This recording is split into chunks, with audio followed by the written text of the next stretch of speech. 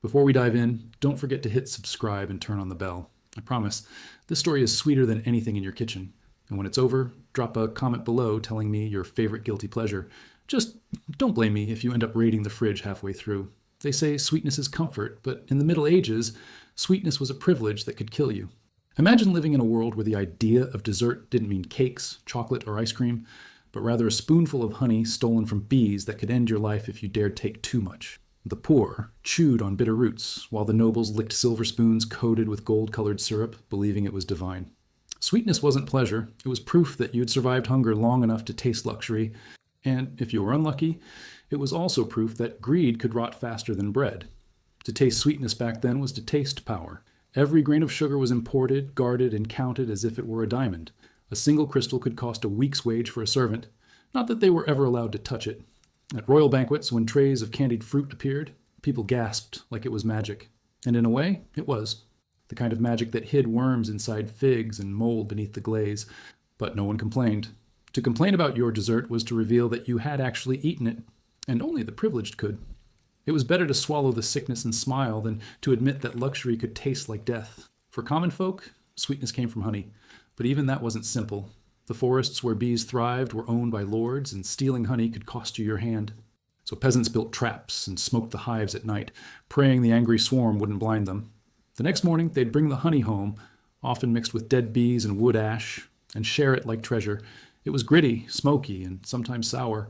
Yet, in a life filled with turnips and porridge, it was the closest thing to happiness. And maybe that's why they laughed even when the honey fermented and foamed, turning into something that smelled more like despair than dessert. It's funny when you think about it. Today, people argue about calories, gluten, and artificial sweeteners. Back then, survival was artificial. The sweetness was a lie they desperately wanted to believe in. The nobles coated rotten fruit with spices from the east to mask the stench. Cinnamon, cloves, nutmeg, these were the perfumes of decay. A lady could eat a fig crawling with maggots and call it divine, because what mattered wasn't the flavor, but the illusion. And illusions were the true delicacy of the Middle Ages. Even the idea of dessert didn't really exist yet. Meals ended with wine or cheese, not pastries. But when sugar finally arrived from the Arab world, everything changed. It was called white gold, and like gold, it corrupted everything it touched. Apothecaries sold sugar as medicine for melancholy and fever, and priests warned that too much of it could lead to sin. Ironically, they were both right. It healed the spirit and destroyed the body. The wealthy believed sweetness came from God, yet their teeth told another story. Blackened, cracked, and gone before 40. The smile of a nobleman was not a sign of wealth. It was a confession of decay. Meanwhile, in monasteries, monks experimented with honey and herbs. To make sweet pastes they claimed cured ailments. In truth, they were inventing the first candies of Europe. They'd grind almonds, mix them with honey and rosewater, and press the mixture into shapes of fish or crosses. Each one was a prayer in disguise, a way to make holiness edible. But even the monks weren't safe from temptation. They'd eat the medicine meant for others, whispering that it was for testing purity. Humans haven't changed much. We still call our indulgence research. Every bite of sweetness in that era was also a gamble. No refrigeration, no hygiene, no expiration dates. When a merchant sold you dried fruit, you didn't know if it came from a distant land or from last year's compost heap. Worms, mold, and filth hid beneath layers of honey. But the seller smiled and said it was aged, the same way people today say vintage. Civilization has always been creative with words when trying to sell rot. And yet, despite all the filth, people loved their sweets. They saved coins for months to taste a candied almond at a fair. Children risked their fingers in beehives for a drop of honeycomb. A moment of sweetness meant a glimpse of heaven in a life filled with mud. They believed that something tasting so good must come from the divine. But maybe that's what made it so tragic. The human ability to turn even decay into faith. There's a strange tenderness in that image. A peasant family sitting by the fire, sharing a tiny pot of sticky, half-fermented honey, laughing as if the bitterness didn't matter. Because for them, it didn't. The Middle Ages taught people something modern life forgot, that sweetness is only meaningful when you've tasted bitterness first. Today, we drown in sugar, but feel nothing. They starved for it, and every drop was sacred. If you were to time travel back to a medieval market, the smell would hit you before the sight. A mix of rot, smoke, and spice. Vendors shouting about fresh fruit, though half their figs were blackened inside. A child chewing on honey bread so hard it could break teeth. A monk offering a miraculous sugar tonic that could cure anything except greed. You'd probably walk away disgusted, but the people there would look at you with pity, because you, with your clean food and endless options, would never understand what it meant to truly crave. And maybe that's the cruelest sweetness of all, not in the taste, but in the memory of having none. The Middle Ages remind us that luxury is just the art of forgetting hunger, and as the honey dripped down their fingers and the mold hid beneath the glaze, they smiled anyway, because for one fleeting moment even spoiled sweetness was enough to make life feel worth it. They used to say that sugar could purify the body and soul, but in truth, it only purified the rich. The poor had to find their sweetness elsewhere, sometimes in desperation, sometimes in deception. There was an old superstition that honey gathered under the moonlight had healing powers, and many swore that a single drop could protect against disease. Of course, no one mentioned that most of the jars sold at markets were mixed with wax, sawdust, and sometimes animal fat. But when life itself tasted of ash and metal, who would dare question a miracle? People didn't eat for pleasure. They ate for survival and hope. Hope that the bread wouldn't crumble into mold before sunrise. Hope that the honey hadn't been watered down with river sludge. Hope that today's sweetness wouldn't send them to tomorrow's grave. Yet, even in those conditions, the medieval palate was brave. Maybe too brave. The cookbooks of the time, written by monks or noble chefs, recommended adding vinegar, rosewater, or even ashes to balance the flavors. The goal wasn't to make food taste good, but to make it taste expensive. Because the true flavor of wealth wasn't sugar, it was the illusion of control. Imagine a banquet in a stone castle. The torches flicker, the walls drip with dampness. The Lord's table is covered with roasted meats and pastries glazed with syrup so thick it gleams like amber. Guests laugh, their teeth stained black from years of indulgence, while the servants pour wine to wash away the taste of rot. Beneath the sugar and spice, the meat is half spoiled, but no one dares mention it. The sweet scent of cinnamon hides everything, the decay, the danger, even the fear of death. Perhaps that's what luxury has always been, perfume over ruin. And while nobles drowned in candied fantasies, peasants made do with crumbs. They baked honey cakes out of barley, herbs, and a few drops of whatever syrup they could afford. Some used boiled carrots or turnips to mimic fruit. Others soaked stale bread in fermented honey, calling it dessert. You might laugh, but it worked. The brain doesn't care about truth. It just wants comfort. And in a world where everything was gray and cold, that small lie of sweetness was the closest thing to joy. The funniest part is that most people didn't even know what sugar really was. Many thought it grew like salt, harvested from special mines, blessed by saints. Some said it was snow that had fallen from heaven and solidified under the touch of angels. When traders from Venice brought it from the east, they sold it as medicine. You didn't sprinkle sugar on your food. You dissolved it in wine to cure sadness, or rubbed it on wounds to purify them. A noblewoman might take a grain on her tongue and declare that she felt closer to God. Meanwhile, her servant would clean the silver spoon and wonder what holiness tasted like. But even the nobility's sweet dreams had a bitter core. In the kitchens, cooks worked with spoiled butter and flour infested with beetles. The solution? Add honey, a lot of honey. The more rot you had to hide, the sweeter the dish became. People didn't realize they were literally eating the illusion of freshness. If a cake was too bitter, it meant something had gone bad.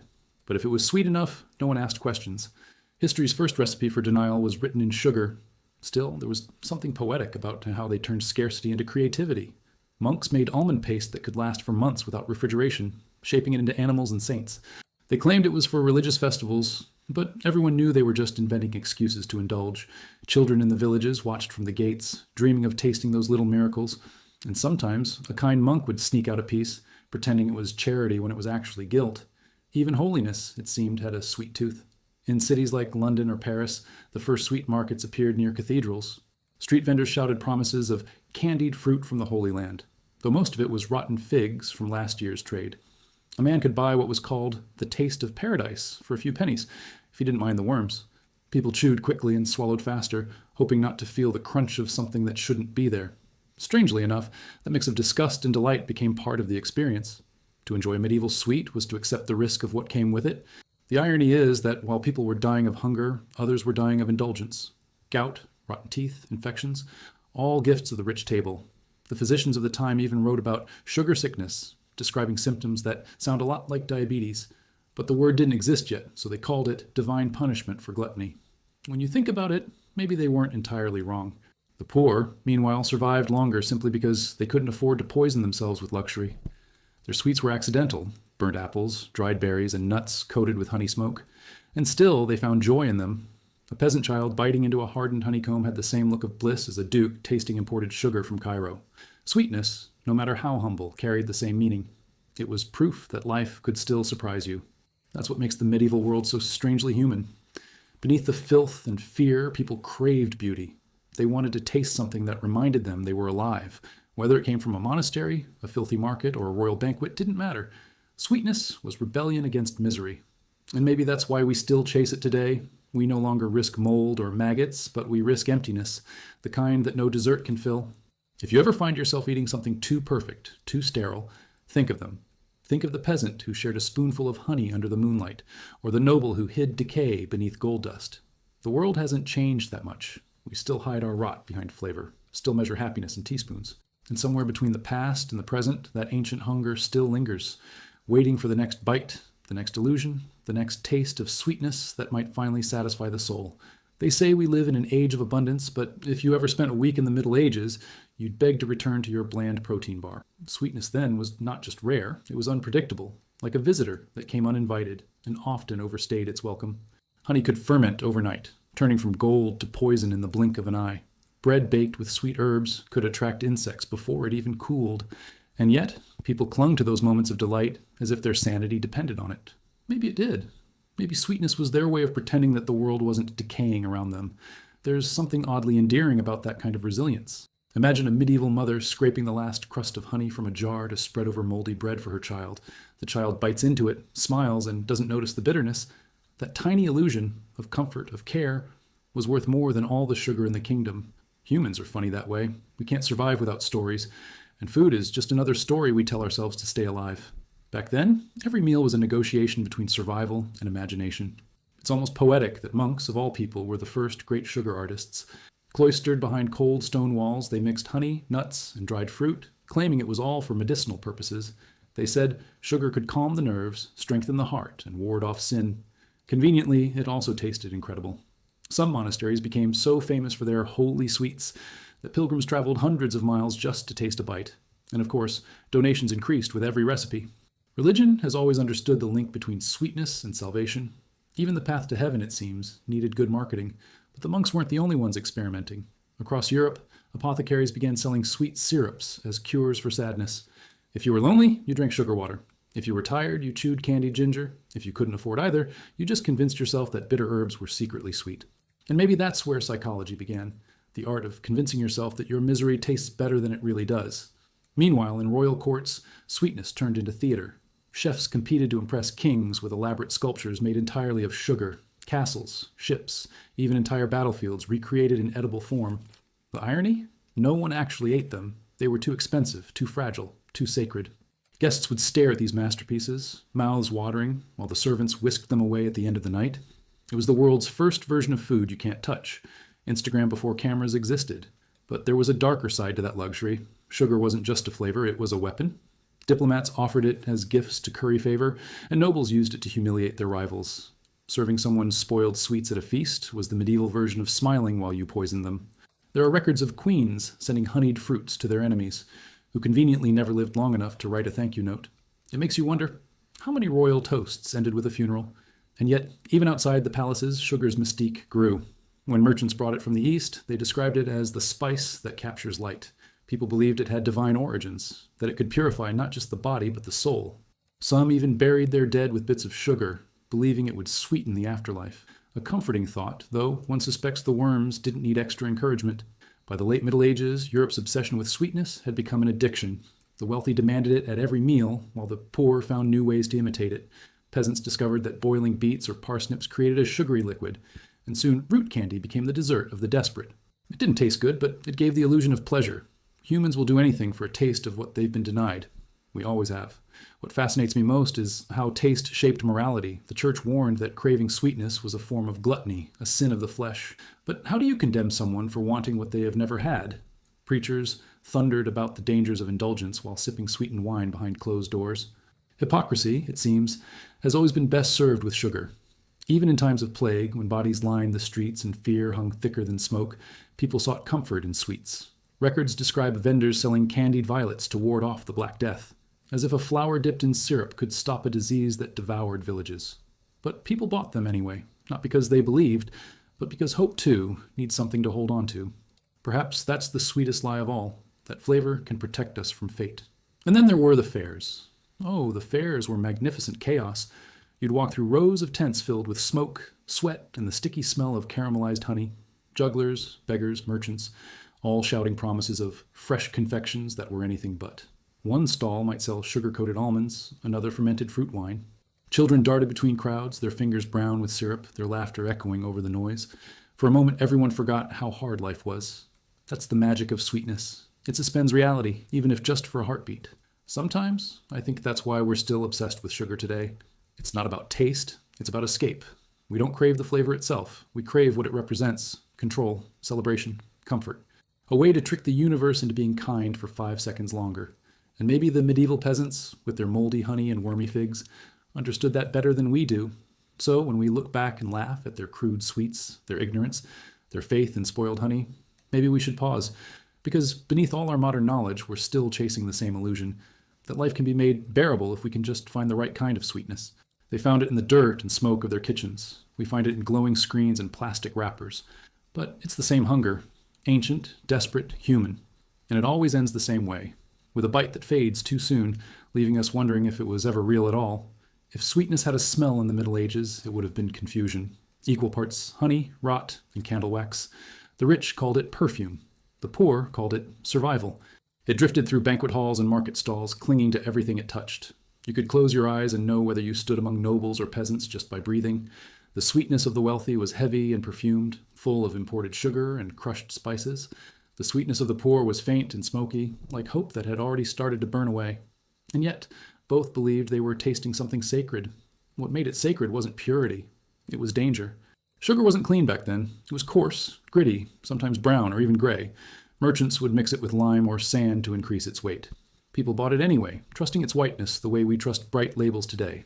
There's something eternal about that mistake, the belief that beauty means safety. Every century has its poisons disguised as miracles. Still, the pursuit of sweetness became an obsession.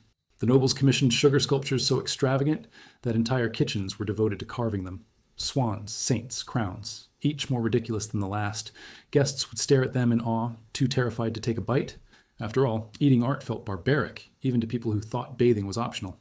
So the sculptures were left to rot slowly, melting into sticky puddles while the servants cleaned around them. Imagine spending a fortune to create something meant to be devoured, only to watch it dissolve untouched. That was medieval luxury in a nutshell, hunger disguised as glory. Meanwhile, in the villages beyond the castle walls, a different kind of sweetness thrived. Housewives experimented with roots and herbs, boiling them until they became dark, syrupy concoctions. They called them comfort brews, and they were half medicine, half illusion. If you drank them warm, they soothed your stomach. If you drank too much, they made you see God. People loved them. To this day, no one is quite sure whether medieval joy came from sugar or from mild hallucination. The funny thing is, even though their sweets were crude and sometimes dangerous, they were personal. A mother's honey cake tasted different in every household. One might add lavender, another might stir in ashes from the hearth to keep away evil spirits. There was no recipe, only memory. Each bite carried the story of the person who made it. You could taste a childhood, a prayer, a superstition. Today, our food is perfect, but anonymous. Back then, imperfection was identity. Maybe that's what made every sweet worth the risk. And the risks were real. Food poisoning was a common guest at the table, especially when preservation meant soaking everything in honey and hoping for the best. People believed that if it didn't smell too bad, it was fine. The human nose was the FDA of the 13th century. One chronicler even wrote about a nobleman who died after eating heavenly figs, which turned out to be crawling with worms. His servants buried him with a jar of honey to sweeten his journey to the afterlife. You have to admire that kind of consistency. But not all medieval sweets were fatal. Some were ingenious. Bakers discovered that mixing leftover dough with honey created a chewy bread that stayed edible for weeks. Travelers carried it during long journeys. Soldiers gnawed on it in the mud of battlefields, calling it the bread that remembers home. It's touching to think that even surrounded by blood and fear, they still craved a taste of comfort. Maybe that's why sweetness endures. It reminds us that not everything in life has to be bitter. Of course, sweetness also had its politics. The church, never one to miss a moral opportunity, warned that too much indulgence could corrupt the soul. Priests preached sermons against the tongue's sin, claiming that pleasure distracted believers from piety. Yet, in secret, monasteries perfected recipes for candied fruits and almond confections. Apparently, divine inspiration worked best after dessert. You can almost picture a monk, sticky-fingered and guilty, whispering a quick prayer before another bite. Holiness, like honey, was best when it dripped slowly. By the late Middle Ages, sugar had become a symbol of status so strong that it shaped architecture itself. Some banquets displayed sugar towers taller than men, decorated with colored syrup that shimmered under candlelight. The guests marveled, laughed, and bragged, but deep down they knew it was fragile. One warm night could melt the whole thing.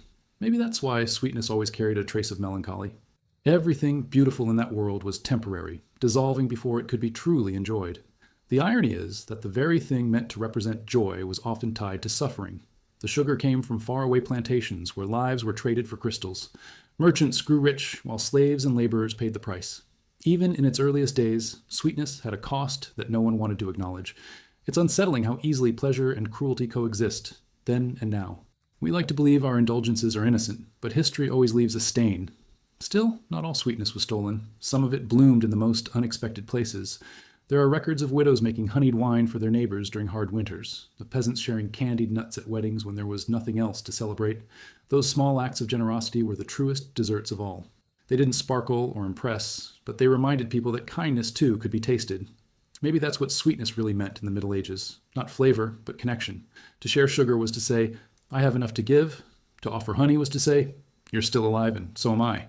And maybe, in that cold and chaotic world, that was the sweetest thing anyone could ever offer. Because no matter how dangerous, how dirty, or how fleeting it was, the taste of something made with love was always worth the risk. And even as the last drop of honey slipped from the spoon, they knew there would always be someone, somewhere, chasing that fleeting taste of warmth again. They say sweetness was a sign of heaven, but in truth it was born out of desperation. Every spoonful of honey, every shard of candied fruit was an act of defiance against misery. In a world where winters were long and plagues came often, the smallest hint of sugar felt like rebellion. People didn't chase sweetness because they were greedy. They chased it because it reminded them that life could still be kind, that something, even for a brief moment, could taste like mercy. There's an old story about a baker in a small French village who refused to close his shop during a famine. He had no flour left, no fruit, not even proper honey. So he used what he had, crushed acorns, wild herbs, and a few drops of the last honeycomb in town. He baked a batch of tiny cakes and gave them away for free. People called them miracle bread, not because they filled the stomach, but because they filled the air with the smell of hope. Sometimes that's all it takes, one sweet scent in the midst of rot to remind people that survival is possible. It's strange how sweetness, of all things, became a form of storytelling. Each culture, each region, invented its own way to pretend that life wasn't as cruel as it seemed. The Italians made nougat with almonds and honey, calling it Torrone, while in the north, people baked thick, spiced loaves that lasted through the winter. In England, they made puddings so dense they could survive a siege. Food wasn't just sustenance, it was a way of writing history without ink. Every recipe was a diary entry that began with hunger and ended with gratitude. And even as trade routes expanded, sweetness remained something you earned, not something you owned. When sugar from the east started flooding Europe, people didn't know what to do with it. Some believed it was a potion, others thought it was frozen sunlight. Apothecaries prescribed it for melancholy, but only to those who could afford to feel sad in luxury. The peasants laughed at that. They had no sugar, but they had resilience. Maybe that's why their laughter lasted longer than the nobles' teeth. There's a certain irony in how the Middle Ages, a time remembered for darkness, gave birth to the first forms of sweetness we still eat today.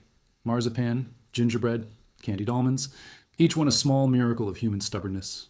It's almost comical to think that our modern holiday treats come from people who had to fight rats for flour. They didn't have ovens with timers or recipes written in neat handwriting.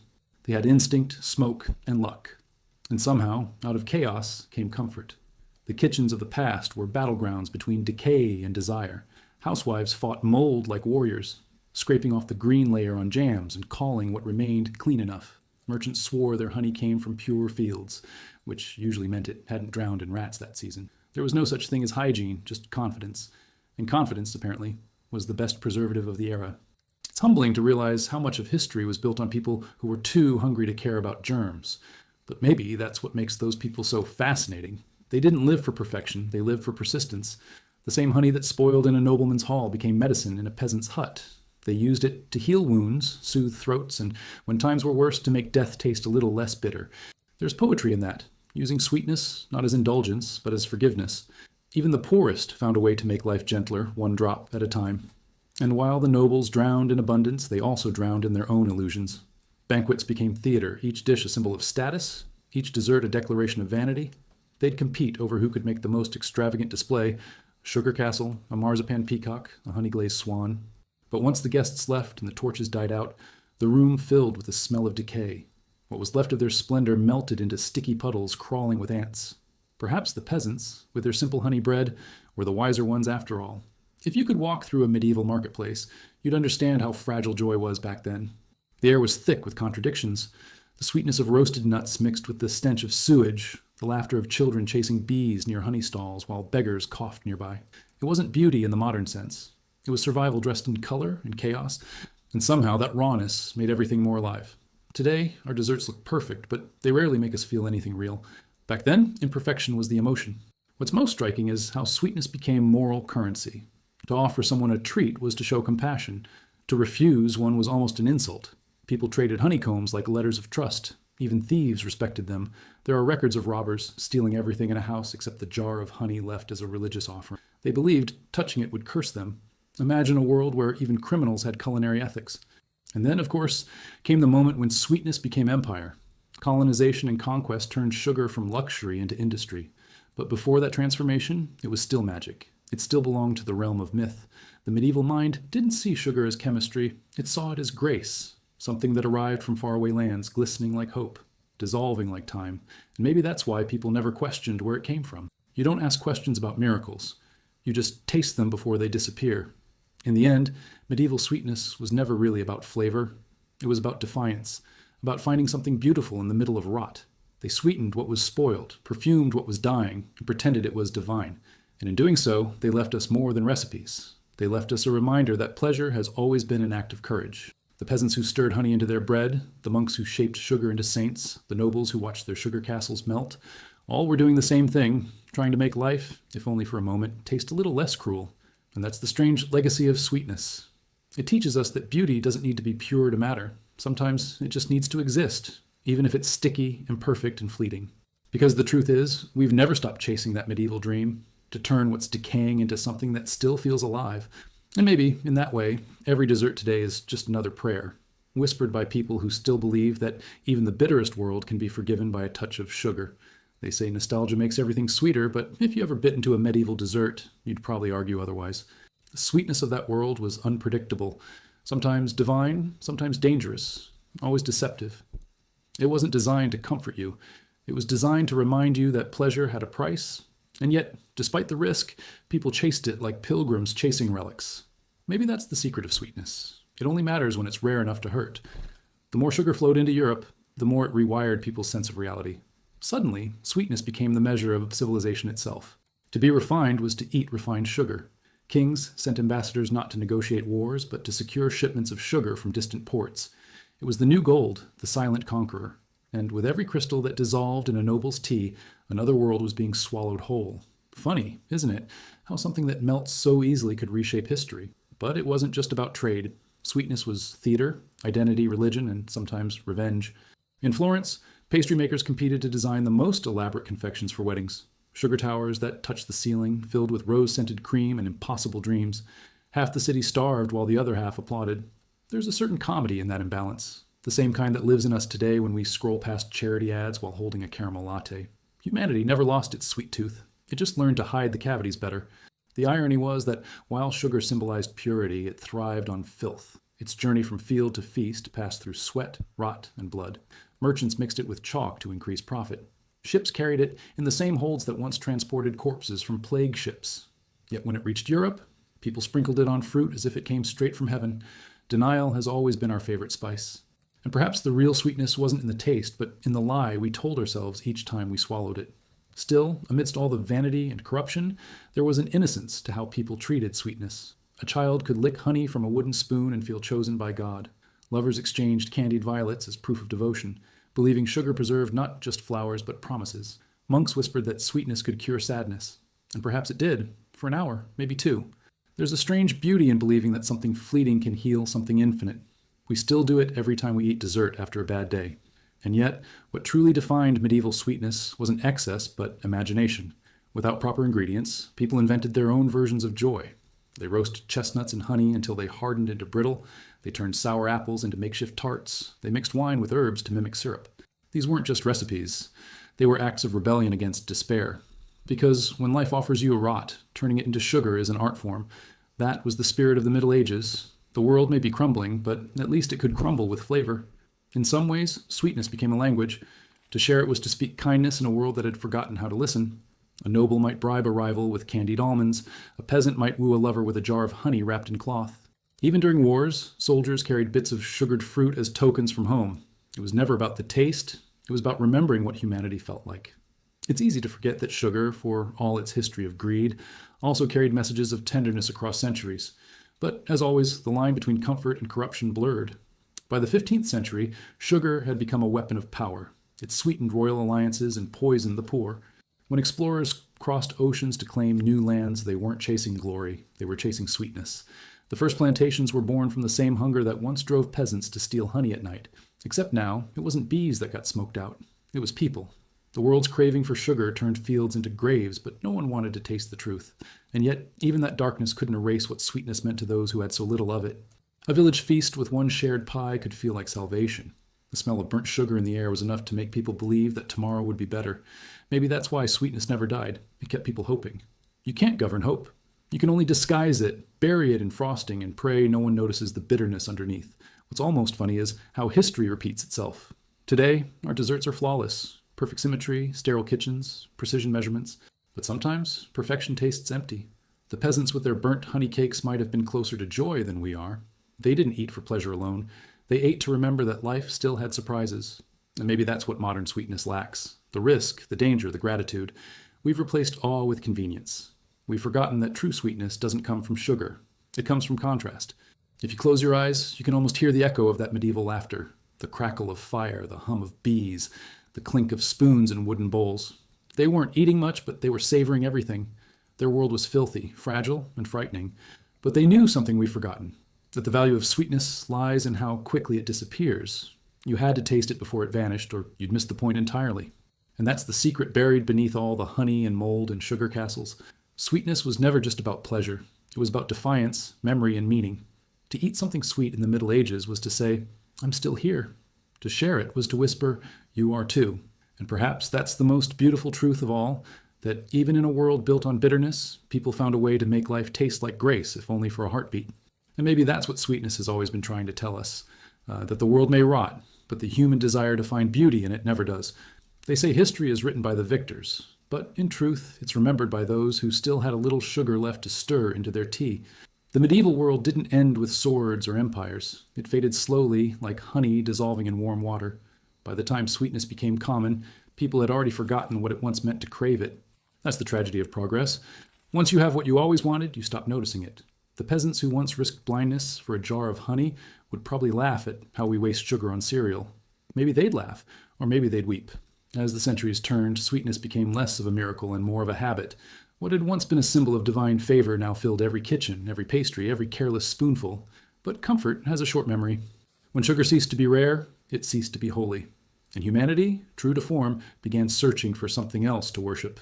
You can almost imagine a medieval monk looking down from heaven, watching us invent diet soda and thinking, they finally did it. They've turned sin into science. Still, even as sweetness lost its mystery, its shadow grew longer. The same substance that had lit the tables of kings began to rot the teeth of the poor. Diseases born from indulgence replaced those born from famine. For the first time, humanity discovered a kind of suffering that tasted good. The irony would have made a minstrel laugh if it weren't so cruel. Once, sweetness had been rebellion against hunger. Now it was a rebellion against restraint. The pendulum had swung, and it was sticky on both sides. But history has a strange sense of humor. In some forgotten corners of Europe, small traditions survived. Villagers, still dipping nuts in honey at weddings, still baking bread thick with molasses for the dead. These weren't customs, they were conversations with ghosts. Every bite was a reminder that pleasure and grief often share the same table. It's hard not to see a metaphor there. Sweetness is memory, as a language that doesn't need words. We still use it that way today, when we bake for funerals, or bring desserts to those we love but can't quite comfort. It's fascinating how the medieval belief that sweetness could heal never really died. The pharmacies just got shinier. People still chase it when their hearts are heavy, just in different wrappers. We don't buy sugar by the sack anymore. We buy moments of distraction shaped like chocolate bars. And just like the nobles who masked decay with cinnamon, we sprinkle our anxieties with flavor and call it coping. Maybe that's not entirely wrong. After all, sweetness was never about fixing pain. It was about making it bearable. Imagine for a moment walking through a medieval kitchen again. Smoke curling through the air, pots bubbling, a child stealing a fingerful of honey while the cook pretends not to see. There's laughter in the background, the kind that only exists when people forget how fragile life is. That sound, the laughter, not the sweetness, was the real luxury of that world.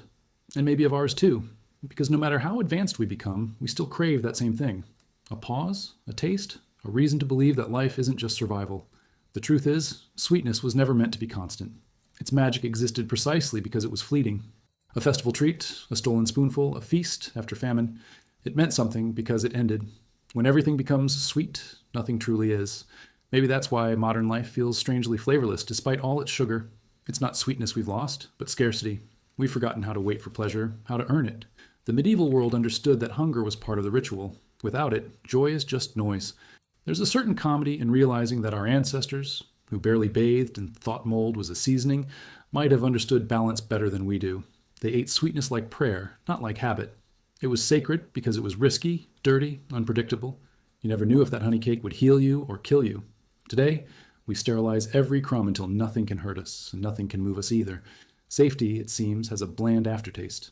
And yet, despite all that distance, something ancient remains in us. The way we save desserts for special occasions, the way we light candles over cakes, the way children's eyes widen at the sight of sugar, all of it is ritual. Primitive, innocent, universal. We may have forgotten where it came from, but our bodies remember. Each time sweetness touches our tongues, it wakes something older than civilization. A whisper that says, life can still be kind, even when it's cruel. Perhaps that's why every generation finds its own way back to the same truth.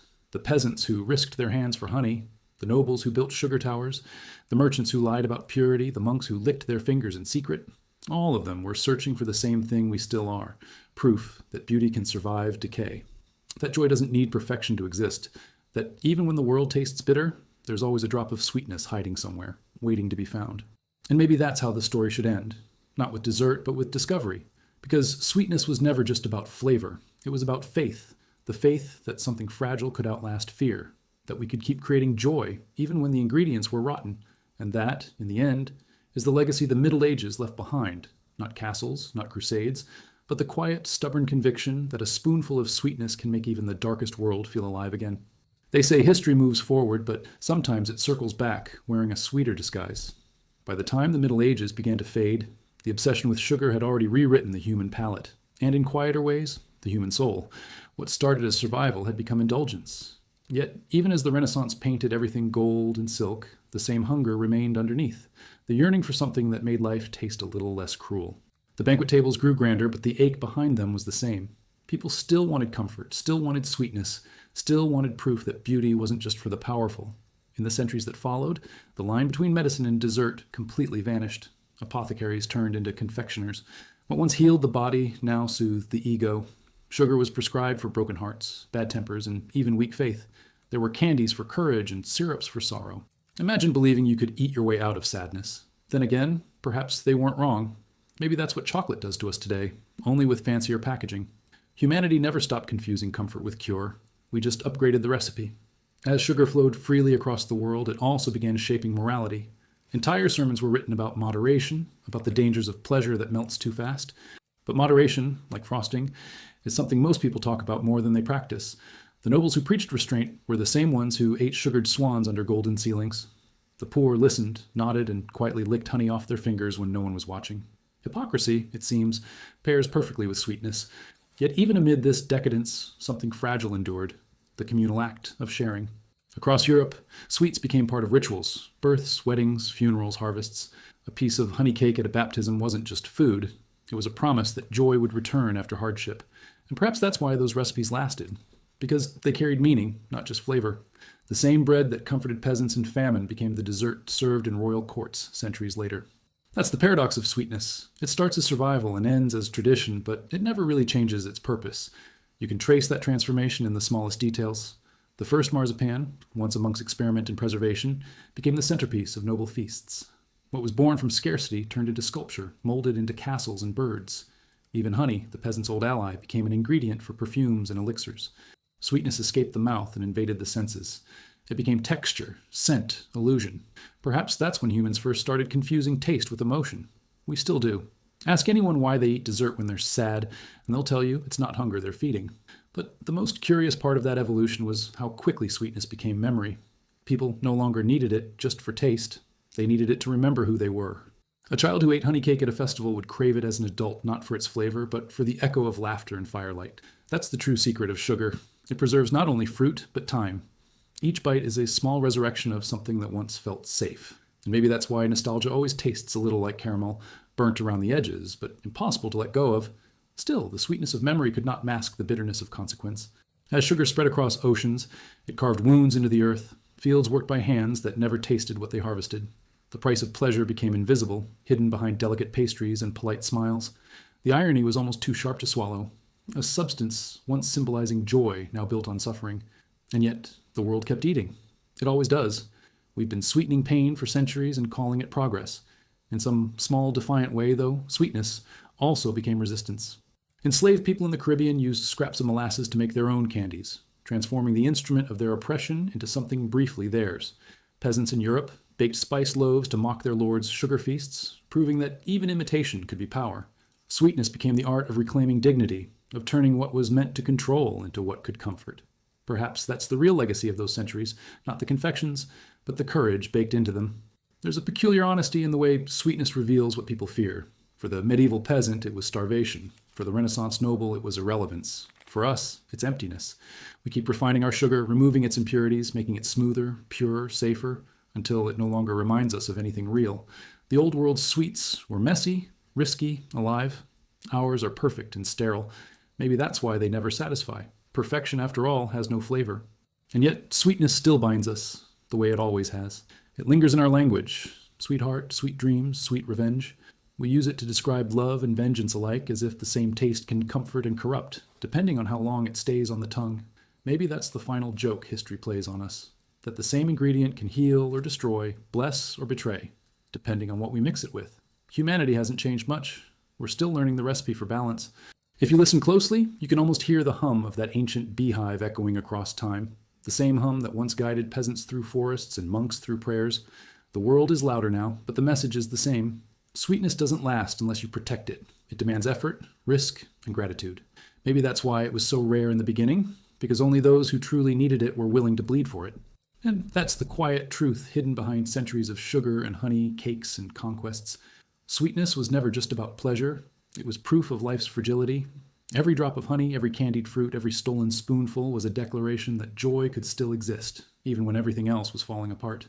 It was the language of survival whispered through flavor. And if you think about it, maybe that's why sweetness endures, because as long as we can taste it, we can believe, just for a moment, that the world hasn't gone entirely bitter.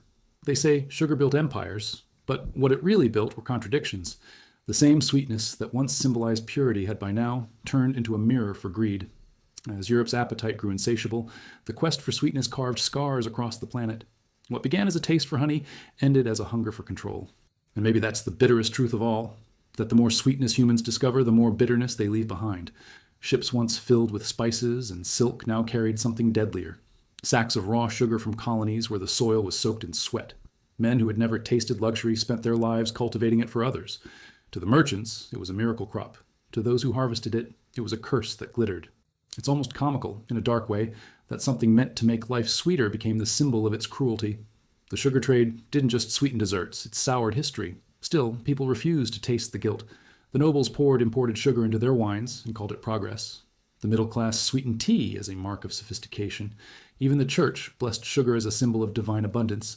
Everyone was drunk on sweetness, and no one wanted to ask who was paying the price. You can't blame them entirely. Human nature has always been skilled at selective blindness. We crave purity but are terrified of what it costs. And yet, within this expanding empire of taste, sugar began shaping not just diets, but destinies. It created the first global addiction, a craving powerful enough to drive ships across oceans and rewrite economies. Wars were fought over it, fortunes were built from it, families rose and fell depending on its price. Imagine a world where sweetness could decide who lived like a king and who died in chains. You don't have to imagine too hard. The echoes of that world still sit quietly in your kitchen cabinet. As sugar conquered continents, it also began to conquer the imagination. Painters depicted it as light, poets as love, doctors as medicine. People believed it could restore youth, mend hearts, cure melancholy. It became a metaphor for everything pleasant and safe, even when it wasn't. The irony was almost poetic. The more sugar people consumed, the less they could taste it. They built a paradise on excess and called it civilization. If the Middle Ages worshipped scarcity, the modern age began to worship abundance, and that perhaps was the deadlier faith. But sweetness, for all its corruption, still had a strange innocence in its essence. You could see it in the way children's eyes lit up at a festival, or how a jar of jam could bring silence to a table otherwise filled with arguments. Sweetness united people in ways nothing else could. It made enemies share spoons, made strangers laugh over crumbs. Even in the worst of times, people found ways to preserve that tiny spark of sweetness as proof that life wasn't entirely cruel.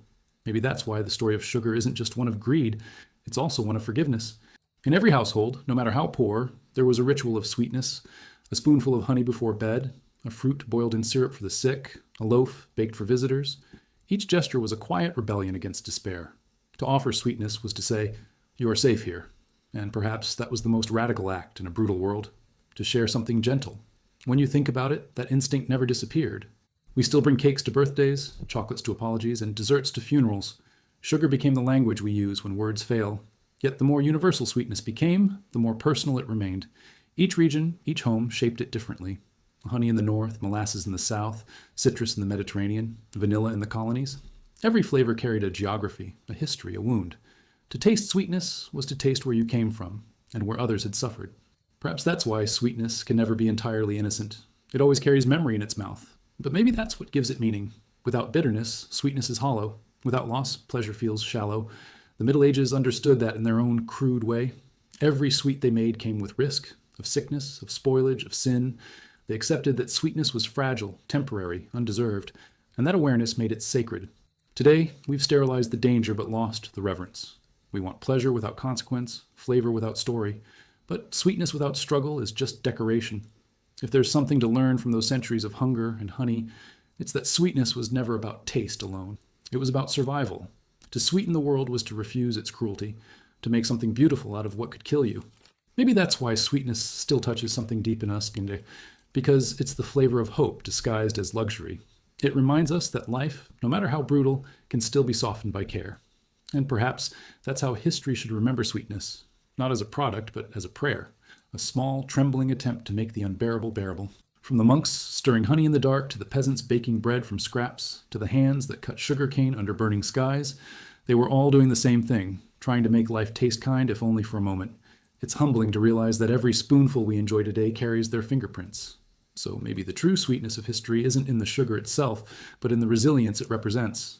Every grain tells the story of a world that refused to give up on delight, even when it had every reason to. And in that sense, the medieval people weren't primitive at all. They were poets who learned to sweeten their suffering. We've just forgotten how to taste it. Because in the end, sweetness has never been about what fills your mouth. It's about what stays behind after it's gone. That faint reminder that even the bitterest world once dreamed of being sweet. They say time refines everything, but sugar proved that refinement doesn't always mean evolution. What began as a desperate search for sweetness became a global addiction dressed in elegance. By the modern age, sweetness had stopped being a miracle. It had become a rite. The same substance that once crowned kings was now stirred into morning coffee without a second thought. Progress had democratized delight, but it had also diluted its meaning. The medieval peasant who licked honey from a wooden spoon would have called us gods. The truth is, we just became numb. The more accessible sweetness became, the less it astonished. And in that loss of wonder, something precious slipped away. Industrial sugar turned the sacred into the ordinary. The act of tasting became mechanical, like checking a box on the human experience. Entire factories were built not to create pleasure, but to mass-produce distraction. Pastry chefs were replaced by machines, family recipes by barcodes. Even celebration lost its flavor. Birthday cakes became props, holidays became advertisements, and sweetness itself became marketing. Somewhere between the first honeycomb and the supermarket aisle, humanity forgot how to savor. Yet, ironically, as sweetness spread, so did guilt. The church no longer condemned sugar as sin, but the body started to. Doctors took over where priests left off, warning of excess, creating new commandments. Thou shalt not indulge after midnight, thou shalt count thy calories. The language changed, but the shame stayed the same. We used to believe too much sugar could corrupt the soul. Now we fear it will ruin the mirror. Civilization advanced, but the struggle between pleasure and punishment never ended. We just swapped confessionals for diet plans. Still, sweetness has always found a way to justify itself. It sneaks into our lives disguised as comfort, as reward, as nostalgia. A grandmother's pie, a lover's dessert spoon, a child's first candy, all reminders that sugar isn't just about taste, it's about emotion. You can see it in the way people close their eyes when they bite into something they love, as if trying to trap time in their mouth. That moment, that pause, that's what sweetness has always been for. Not to feed the body, but to trick it into feeling safe even when the world isn't. It's almost funny how the same substance that once caused wars now ends them, at least temporarily. People reconcile over dessert. Arguments dissolve over shared ice cream. Diplomats toast with champagne, not water. Sweetness softens everything it touches, even truth. Maybe that's why lies go down easier when they're sugar-coated. We pretend to crave honesty, but deep down, we all prefer it sweetened. The medieval cooks knew that well. They didn't invent frosting for flavor. They invented it for diplomacy. Some lessons outlast centuries. And yet, as much as sweetness comforts, it also confronts. Every culture built its own version of it, each reflecting its fears and dreams. In Japan, sweetness became minimal, delicate, precise, almost philosophical. In France, it became art, rich, seductive, unapologetically excessive. In America, it became rebellion, bigger, louder, dripping with defiance. Each civilization used sugar to say, we're alive and we can afford to enjoy it. Perhaps that's the unspoken truth behind every dessert. It's not nourishment, it's a declaration of survival. The tragedy is that in making sweetness endless, we made it invisible. We no longer wait for seasons, no longer crave what's rare. The thrill of anticipation, the heartbeat before the first bite, has vanished. Our ancestors would have killed for a taste we now throw away half-eaten. Maybe that's the curse of abundance. When everything is sweet, nothing truly is. It's as if the world has been glazed over, beautiful but numb, shiny but hollow. We chew, but we don't taste. We consume, but we don't feel. Yet somewhere the ancient pulse still lingers. In remote villages, in old monasteries, in the quiet hum of bees, the original sweetness survives. Raw, imperfect, unrefined. A taste that burns before it comforts, that reminds you the earth gives but also demands. Those who've tried real honey straight from the comb know it's not just sugar, it's work, it's danger, it's life condensed. You can't swallow that kind of sweetness without tasting the sting. And maybe that's what we've lost, the willingness to be stung. But history has a funny way of circling back. The world is once again searching for authenticity, for flavors that mean something. People are digging up old recipes, fermenting fruit, harvesting honey by hand, rediscovering that imperfection tastes better than precision. In a way, we're all medieval again, hungry for something real in a world that's too polished. Maybe that's the secret ending of this story. Not progress, but return. The rediscovery of a sweetness that doesn't come from sugar, but from struggle. And if there's a lesson left to draw from 1,000 years of craving, it's that sweetness has never been about satisfaction. It's about pursuit. The moment you catch it, it disappears. That's what made it sacred in the beginning, and what still makes it human now. Sweetness is proof that desire can outlive despair.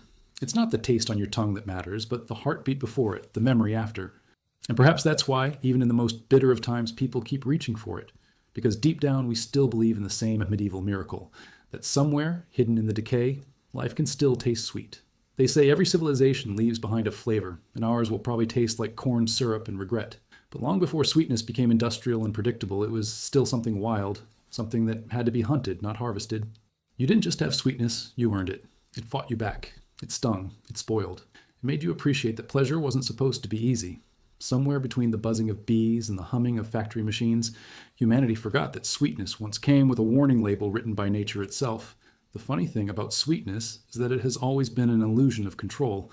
The medieval apothecaries thought they could bottle happiness in syrup. The merchants believed they could measure joy by the pound. And we're no better. We just print calories on the side and pretend that's wisdom. But the truth has never changed. Sweetness doesn't belong to us. It's borrowed. Every drop of honey, every crystal of sugar, every ripe fruit carries the reminder that nature gives sweetness reluctantly.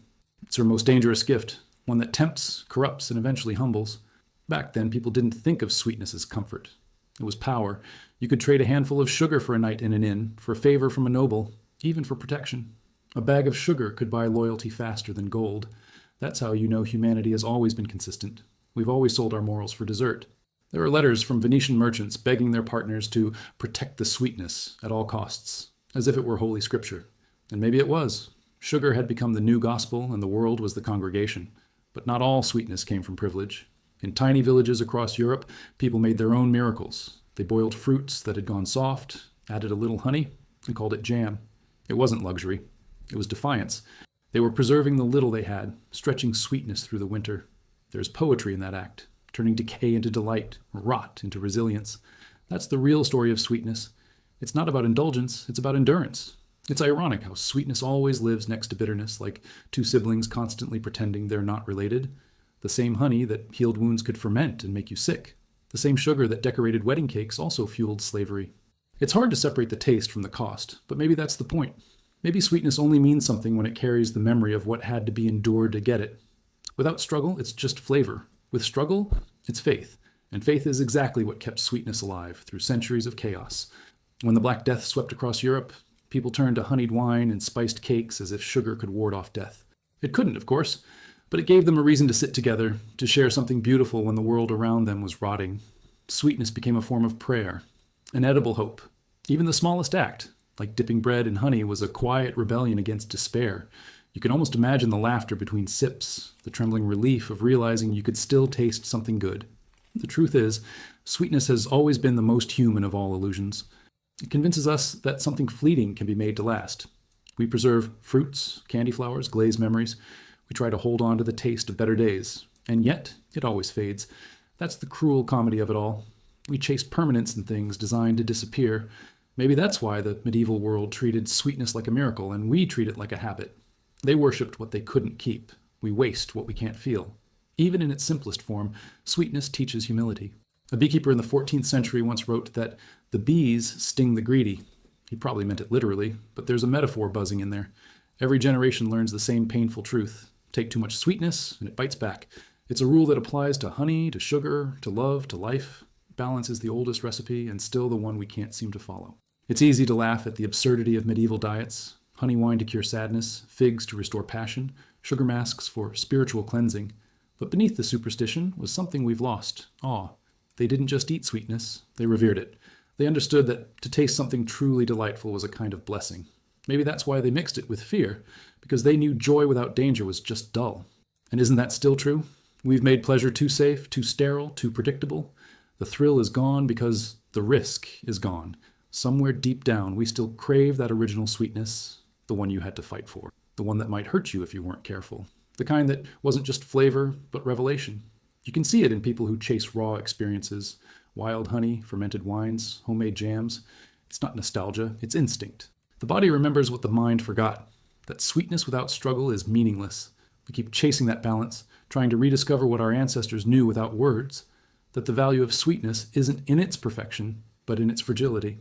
And that perhaps is the final lesson hidden in this long, sticky history. Sweetness has always been a mirror, showing us who we are when we think no one's watching.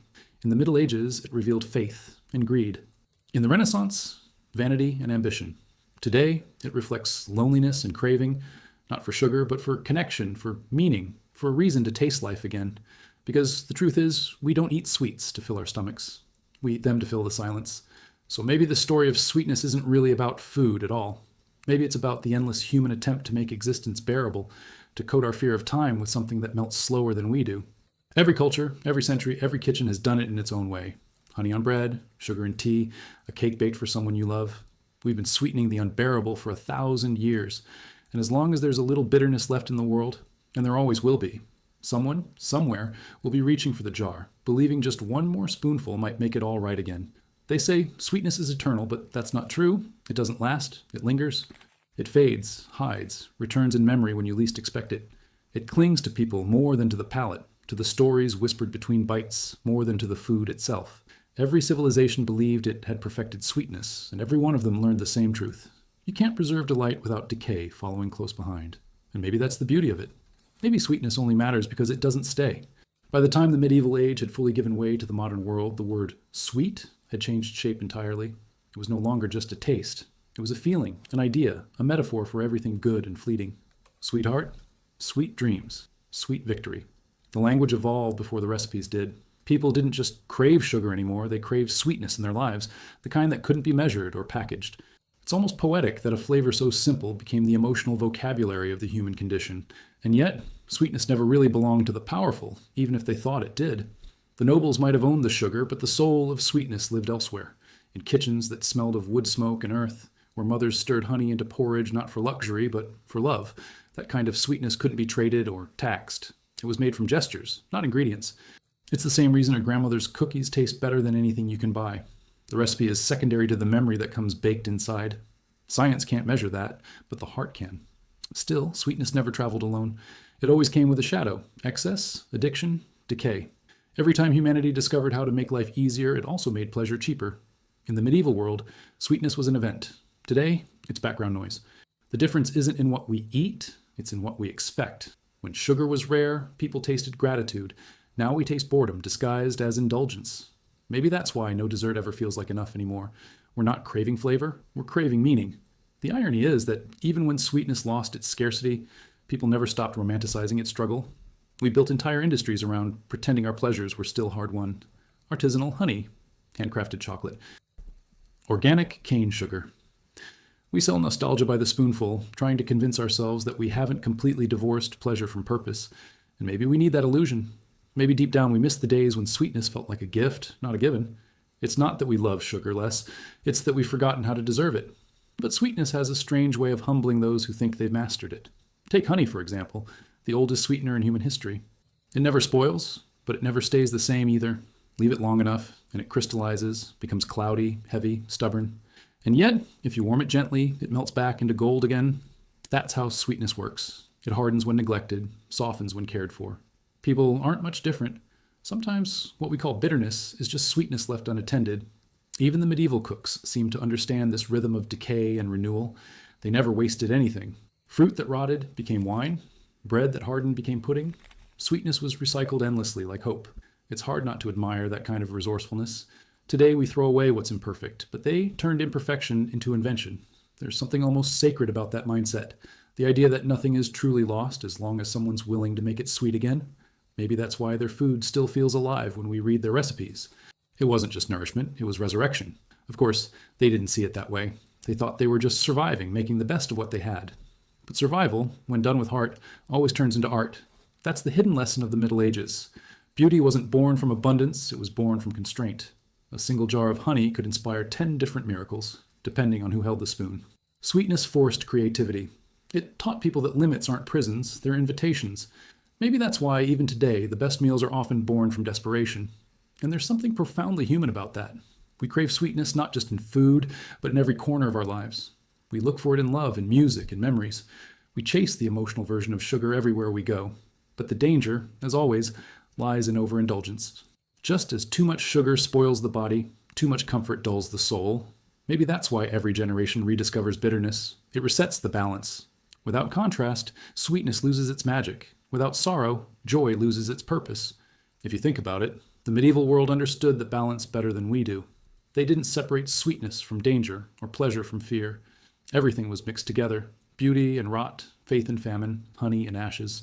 Their world was crude, but their perspective was pure. They didn't need philosophers to tell them that sweetness meant nothing without suffering. They tasted it every day. Maybe we've complicated what they already knew instinctively, that life isn't meant to be entirely sweet. It's meant to be bearable, and sometimes that's enough. It's amusing, really, how little we've changed. We still celebrate sweetness as if it were salvation. We bake cakes for beginnings and endings, for births and farewells. We light candles, pour sugar, raise glasses. The rituals have modern names, but the hunger is the same. Sweetness isn't about the mouth, it's about memory. Every crumb, every sip, every sticky-fingered moment is a small act of defiance against time. Because in the end, that's what sweetness truly is, our attempt to make something ephemeral last a little longer. And maybe that's why, no matter how many centuries pass, we keep returning to it. We know it won't save us, but it reminds us we're still here, still capable of joy, still foolish enough to believe that life can taste better if we try. That foolishness, that persistence, is what keeps sweetness alive. The Middle Ages may be gone, their desserts long vanished, but the hunger that created them still burns quietly inside us. We don't chase sugar, we chase meaning disguised as sugar. And as long as the world keeps turning bitter, there will always be someone, somewhere, reaching for the jar, whispering the same ancient prayer in a new language. Let this, at least, still taste sweet. They say sweetness makes life beautiful, but the truth is, it makes it complicated. It tempts, heals, deceives, comforts, and ruins, often all at once. Somewhere between the honeycombs of the Middle Ages and the sugar packets of modern cafes, sweetness stopped being a gift and became a currency. It started measuring affection, reward, apology, even status. The medieval mind couldn't have imagined that one day entire economies would rise and fall on the back of a craving. And yet, in a strange way, they predicted it, because they understood that sweetness was never about food, it was about longing. In a world that lived half in shadow and half in faith, the smallest pleasures felt like divine interruptions. A spoonful of honey could lift you closer to heaven, or at least make you forget how close you were to the grave. That was the strange wisdom of the medieval palate. Sweetness wasn't meant to fill you. It was meant to remind you what fullness felt like. Every bite was a reminder that joy had to be stolen, not served. Maybe that's why they savored things more slowly. You didn't eat to escape. You ate to endure. Today, we treat sweetness like anesthesia. We use it to dull the edges of modern life. The deadlines, the loneliness, the quiet panic that comes when the Wi-Fi drops. A medieval monk might have fasted for 40 days. We panic when our snack delivery takes 40 minutes. The contrast would be hilarious if it weren't so revealing.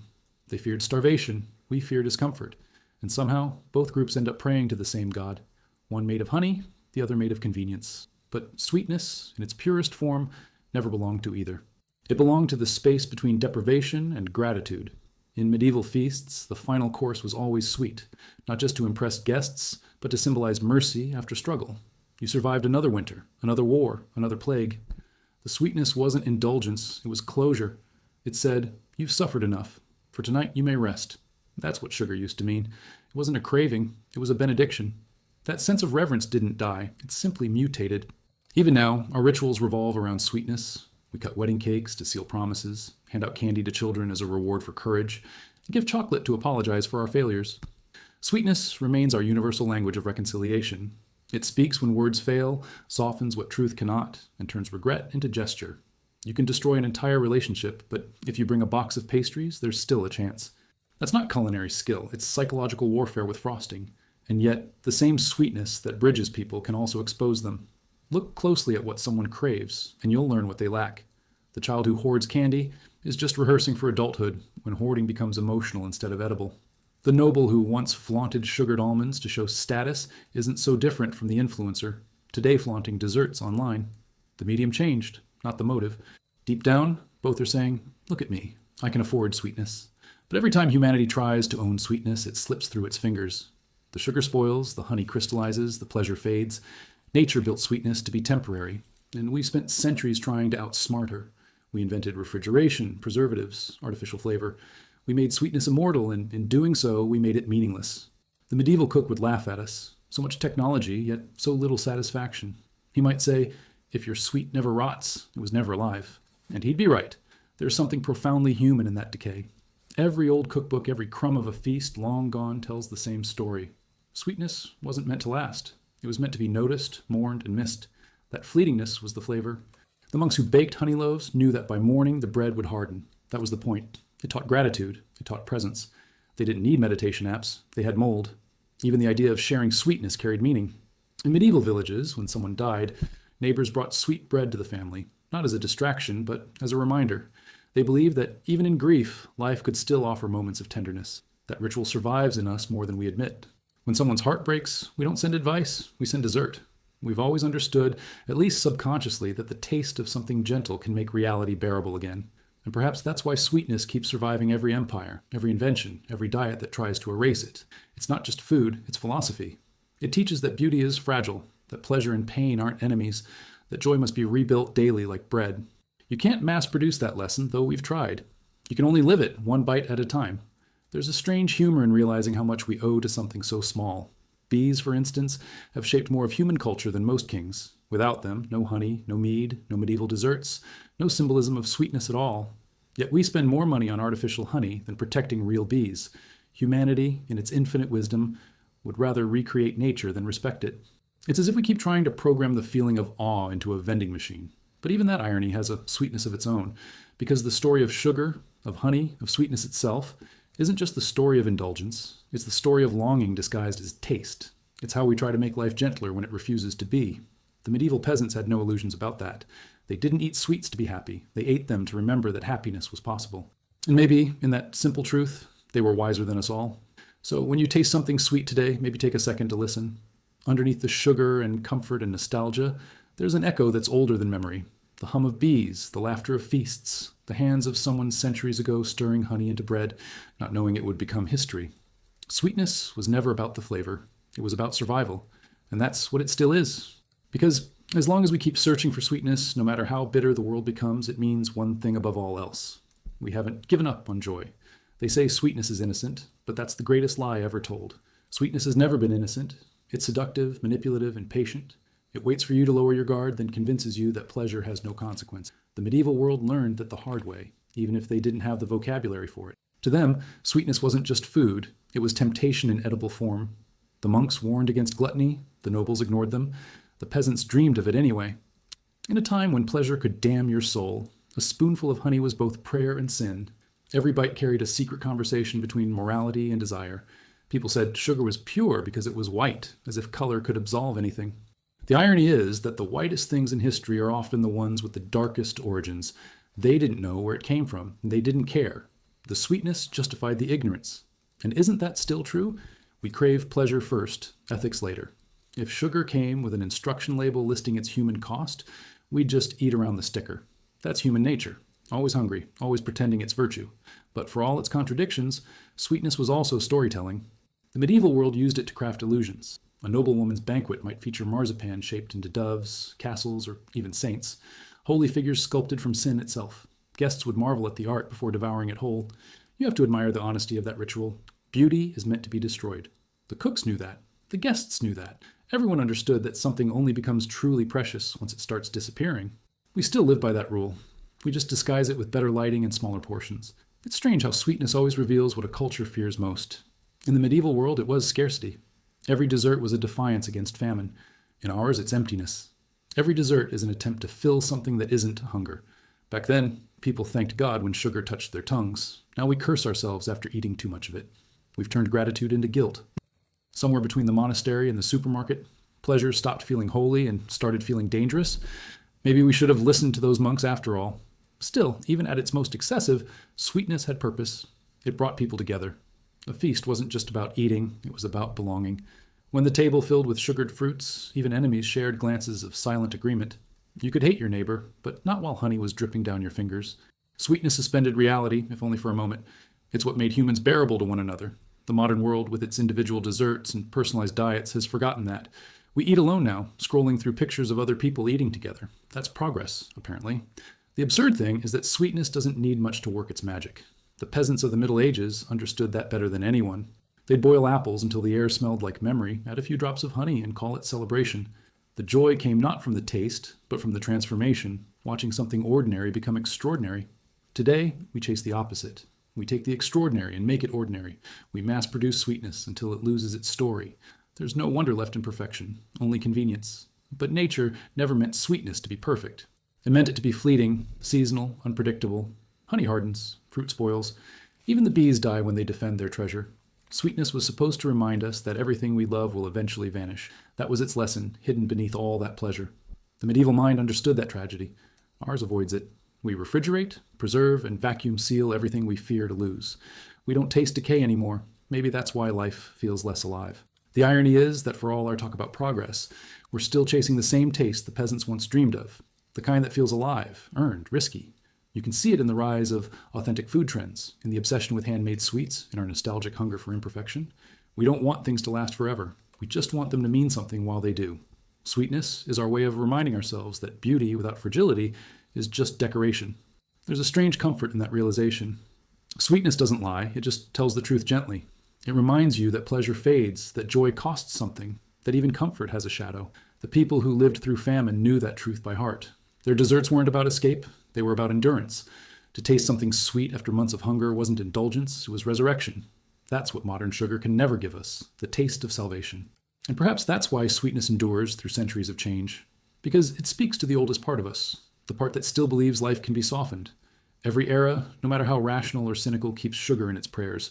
Not because it's pure, but because it forgives. It forgives bitterness. It forgives time. It forgives us. The medieval bakers might not have known chemistry, but they understood grace. They knew that when you share sweetness, you're not feeding someone's body. You're giving them a reason to keep going. It's funny how that truth hasn't aged.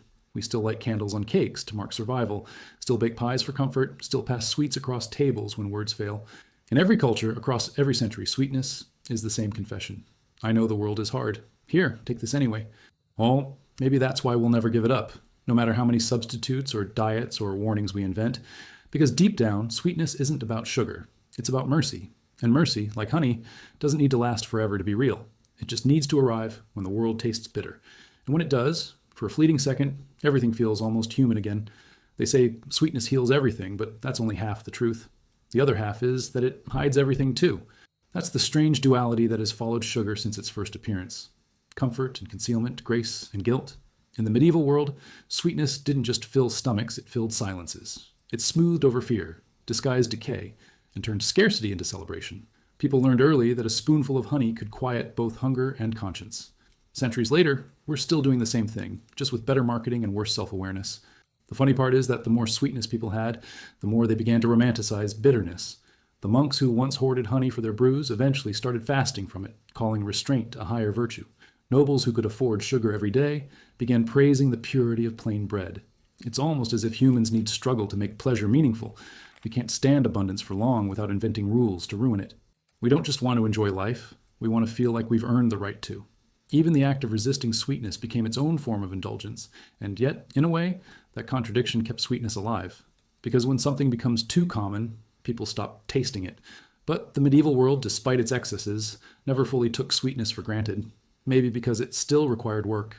Honey had to be stolen from bees, sugar imported across oceans. To taste something sweet meant someone had risked something. A sting, a voyage, sometimes their life. Today, the only danger involved in dessert is the expiration date. We've made pleasure safe, and in doing so, stripped it of its story. There's a charm in how the old world approached flavor, not as science, but as faith. A medieval cook didn't measure, he prayed. A recipe might call for a bit of sweetness as your heart desires, as if taste were a spiritual act rather than a sensory one. And maybe it was. Because in a world where death lurked behind every door, sweetness wasn't luxury. It was evidence that the universe hadn't abandoned you. One bite of candied fruit was proof that life still contained gentleness, somewhere beneath the mud and fear. Even the art of preserving sweetness became a metaphor for hope. The earliest jams weren't made to delight children, they were made to fight time. Boiling fruit with honey was a way to trap summer inside a jar, to keep light alive through winter. There's something deeply human about that. The refusal to accept loss, the determination to outwit decay. Every spoonful was rebellion disguised as dessert. Maybe that's why even today, opening a jar of jam feels strangely comforting. It's not nostalgia, it's defiance. Of course, not everyone used sweetness so poetically. Some used it as power. Medieval rulers served elaborate sugar sculptures to guests just to remind them who controlled the trade routes. The message was clear. I own sweetness, therefore I own joy. But the peasants, in their quiet wisdom, learned something truer, that real sweetness can't be bought. It's in the crust shared with a neighbor, the honey diluted with rainwater, the laughter that turns bitter bread into something worth remembering. The powerful built monuments out of sugar, the poor built memories. Guess which ones lasted longer? And that's the beautiful irony of sweetness. It thrives most where it's least expected. The best desserts have always been born from necessity, not abundance. Think of medieval honey bread made from scraps, or fig cakes baked from overripe fruit. They weren't culinary masterpieces, they were acts of gratitude. People didn't need perfection. They needed proof that imperfection could still taste good. And maybe that's why, centuries later, we still call desserts comfort food. Comfort doesn't come from extravagance. It comes from making peace with what you have. It's strange how sweetness also became a language of forgiveness. A husband who shouted could make amends with sugared almonds. A mother who scolded her child might slip them a honey treat afterward. Words were risky. They could be twisted, misheard, or rejected. But sweetness bypassed the intellect and went straight to the soul. You could forgive someone through taste. Maybe that's why, even now, so many apologies come wrapped in chocolate. It's not manipulation, it's memory. We've all learned that sometimes love needs to be eaten to be believed. The deeper you look, the more sweetness reveals its contradictions. It was sacred and sinful, rare and excessive, healing and harmful.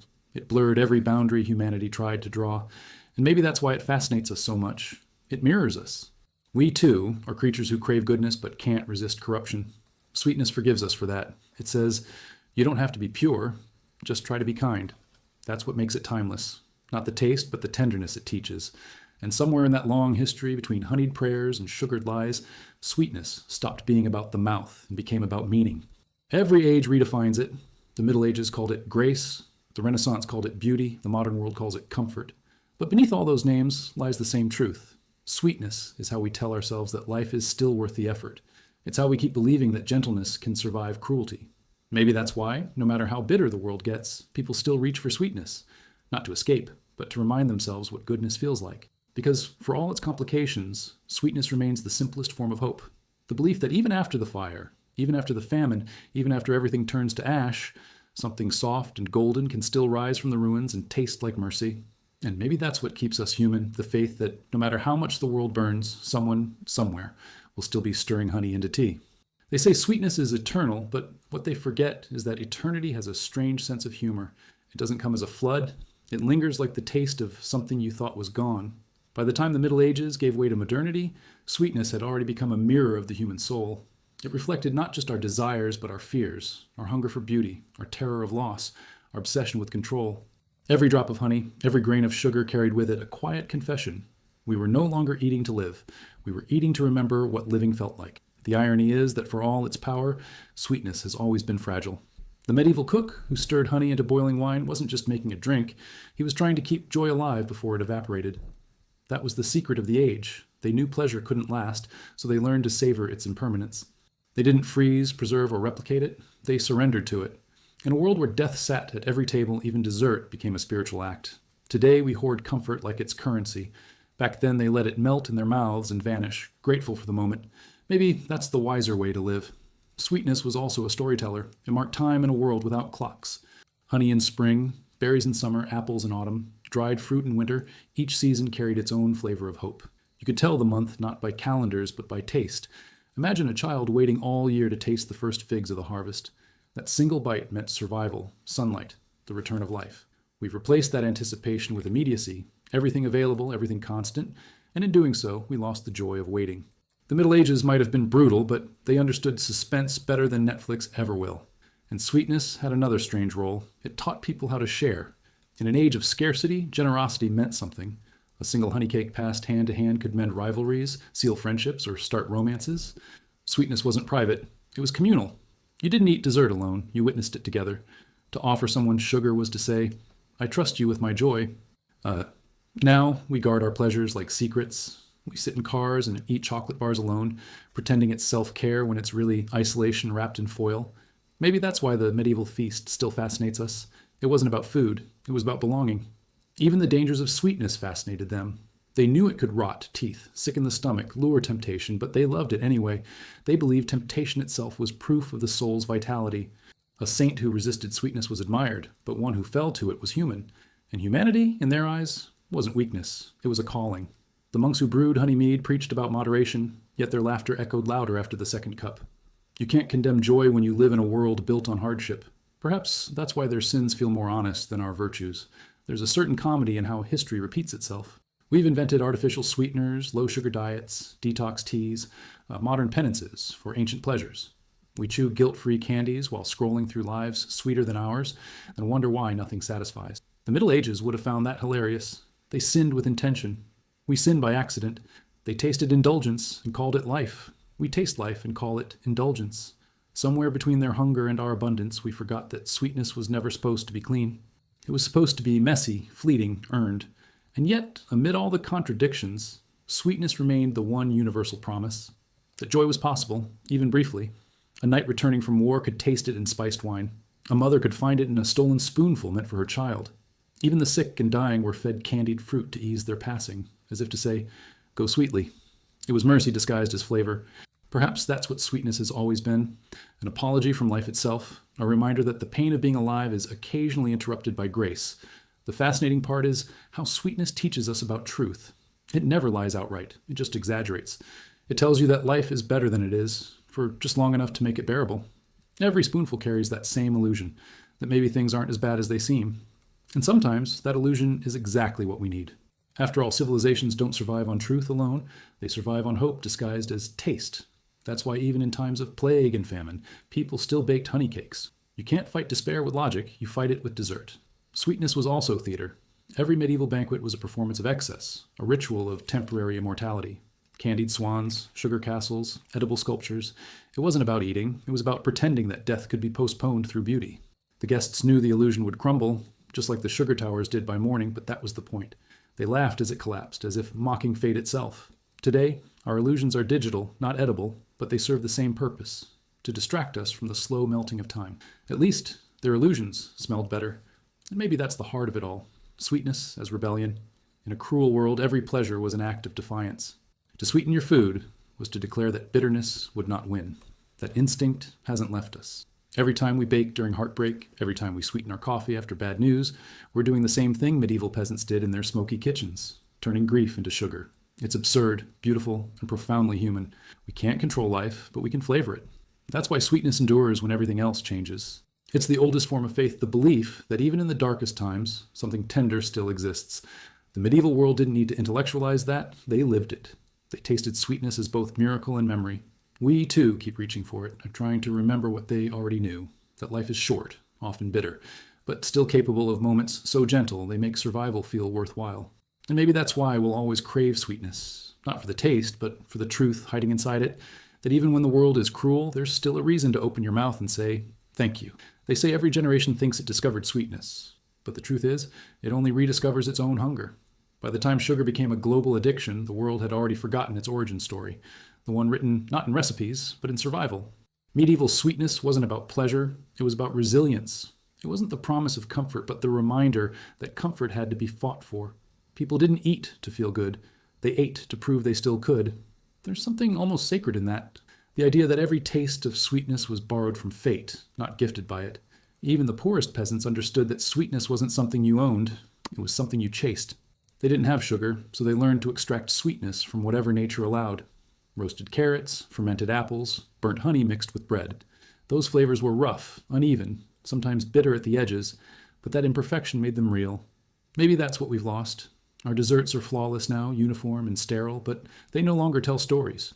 Back then, sweetness carried fingerprints, smoke, mistakes, and love, all the ingredients that recipes can't measure. It's funny how sugar, the symbol of refinement, was born out of filth. The early refining process involved ash, bone, and smoke. Sweetness dragged through darkness before it could shine. Maybe that's why it tasted so miraculous. It wasn't clean, and that made it human. The people who ate it didn't care about perfection. They cared about transformation. The same fire that blackened bread could also turn sap into syrup. They believed in alchemy, not chemistry, and maybe they weren't wrong. Because when you think about it, isn't that what sweetness still does?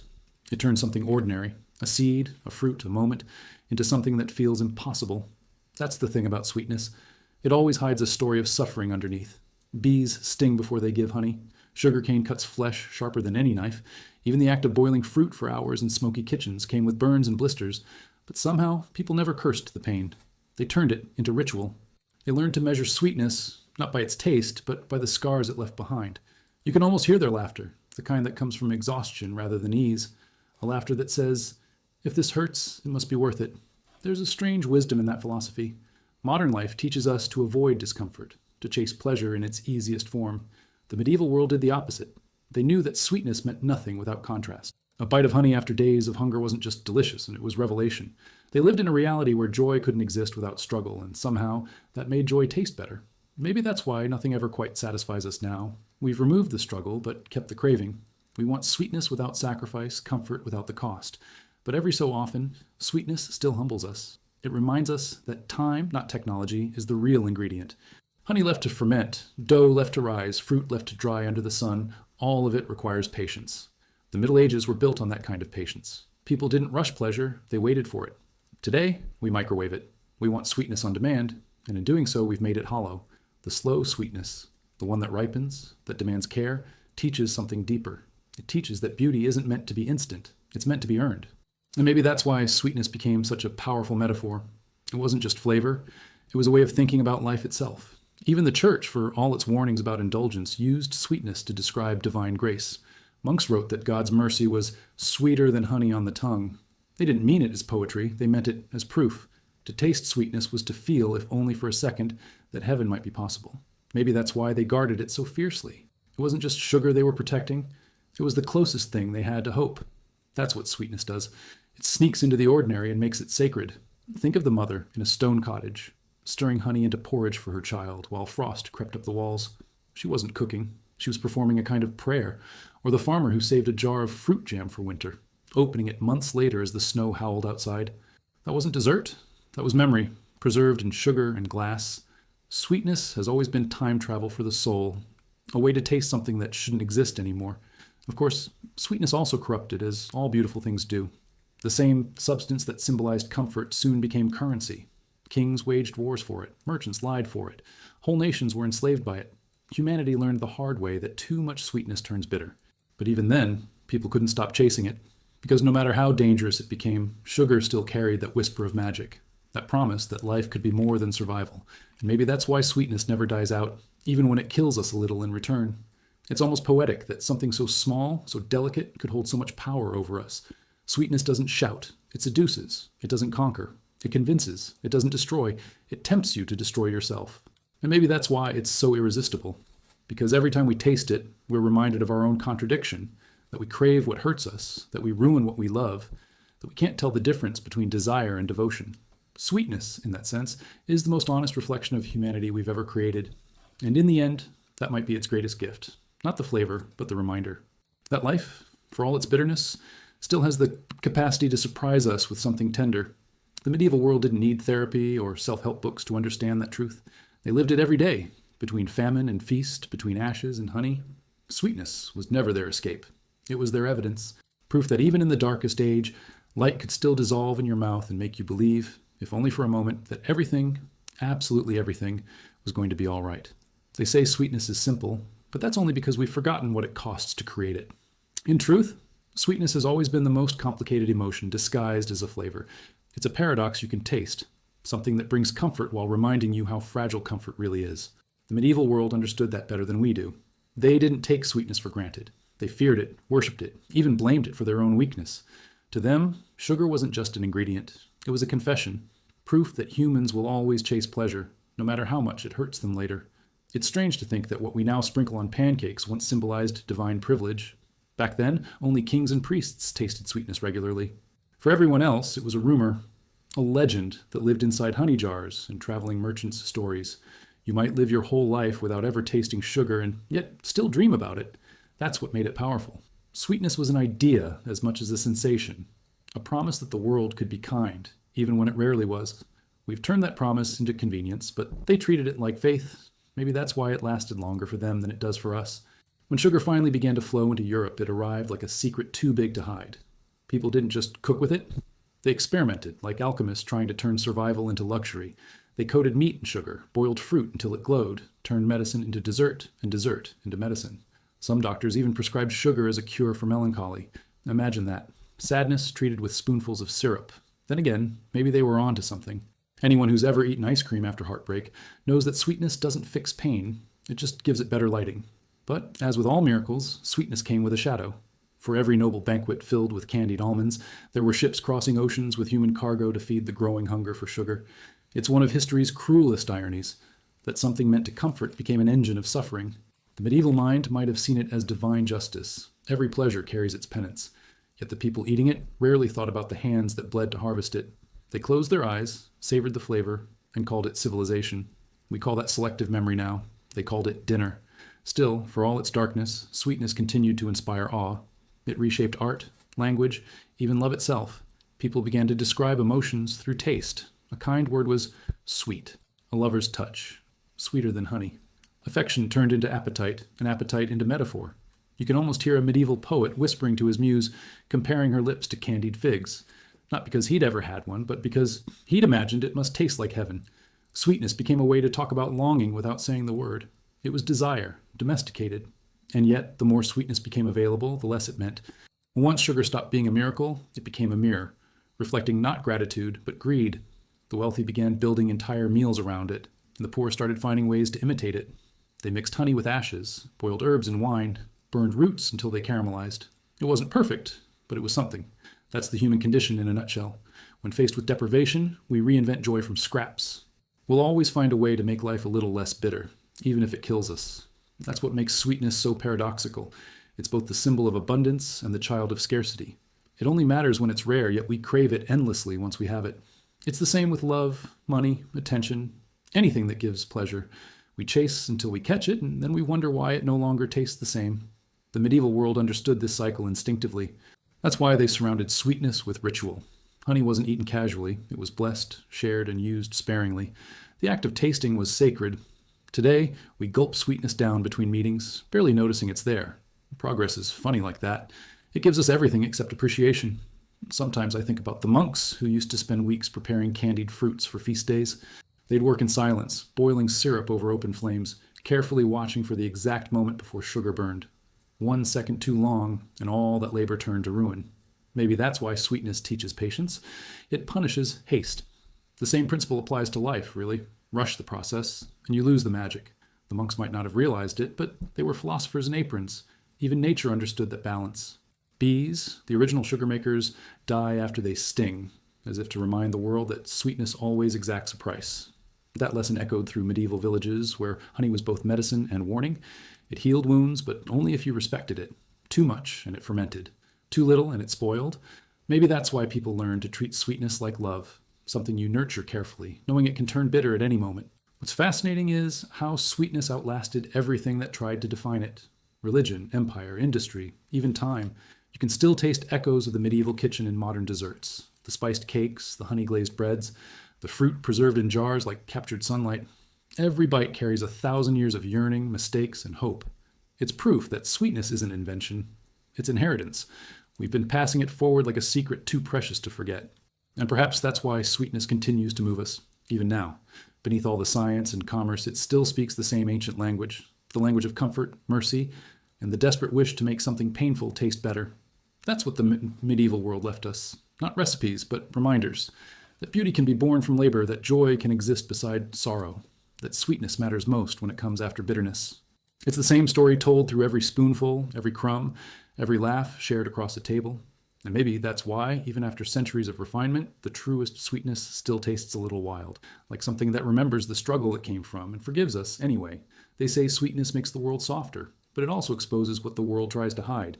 Beneath every bite of comfort, there's a story of hunger, ambition, and the absurd lengths humans will go to feel that fleeting taste of joy. The medieval world didn't just consume sweetness, it performed it. Every sugared plum, every candied almond was a declaration that life, even when cruel, could still be beautiful. They didn't have therapy or antidepressants. They had honey. And somehow it worked, at least long enough to make another day survivable. There's something almost comical about how earnestly they believed in the healing power of sweets. A noblewoman could faint dramatically during Mass, and the prescribed cure would be a spoonful of sugar water. To restore the spirit, they'd say, as if the soul were powered by glucose. But maybe they weren't wrong. Modern science agrees, sugar really does release dopamine. It's just that back then they thought it came directly from God. Today we call it a blood sugar spike. Buenos dias. Either way, the effect is the same. For a brief moment, the world feels kinder than it actually is. That's the true genius of sweetness. It edits reality. It turns hardship into a memory and pain into a pause. In a century of plagues and wars, people clung to that illusion. Bakers became magicians, turning scarcity into abundance with a few tricks of sugar and spice. The kitchen was a chapel, the oven an altar, and the act of baking something sweet, a small rebellion against despair. Even now, when you smell a cake in the oven, something ancient stirs in you. The recognition that survival is sweeter when it smells like cinnamon. But sweetness was never just survival, it was performance. The medieval feast wasn't complete without spectacle. Nobles displayed their wealth by serving edible miracles, roasted peacocks glazed with sugar, entire castles sculpted from marzipan, even pies that exploded with live birds when sliced. Yes, that actually happened. Imagine sitting at dinner and watching doves fly out of dessert. That's not a meal, that's psychological warfare with extra frosting. Yet beneath the absurdity was a deep, almost desperate message. Look how powerful I am. I can afford to waste beauty. Sweetness was status, and status was everything. Meanwhile, peasants had their own kind of sweetness. Not the glittering sugar of kings, but the humble, honest kind. Fruit dried in the sun, a drop of honey stirred into porridge, a crust of bread soaked in wine. It wasn't grand, but it was sincere. There's a kind of sweetness that only poverty understands. The sweetness of making do? Maybe that's the reason it lingers longer in memory. A noble's dessert was meant to impress. A peasant's treat was meant to comfort. One fed the ego, the other fed the soul. And yet, sweetness found ways to blur the line between them. Markets began selling miracle confections that promised to make even commoners feel royal. For a single coin, a baker might sell you a sugared fig and tell you it came from Venice. It probably came from the next village over, but no one cared. Sweetness has always been the most elegant lie humanity tells itself, a promise that happiness can be purchased in small, edible doses. Fast forward to today, and the only thing that's changed is the packaging. There's also a beautiful irony in how sweetness became a kind of language. Lovers used it to flirt without words. A man might gift a woman candied ginger as a symbol of passion, or honeyed almonds as a declaration of fidelity.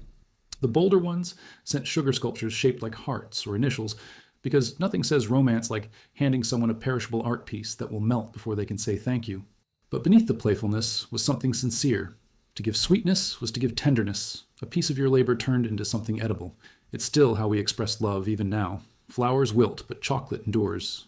Still, not everyone trusted it. Some preachers called sugar the devil's dust, claiming it tempted people into gluttony and moral decay. And maybe they had a point. Sweetness makes people forget themselves.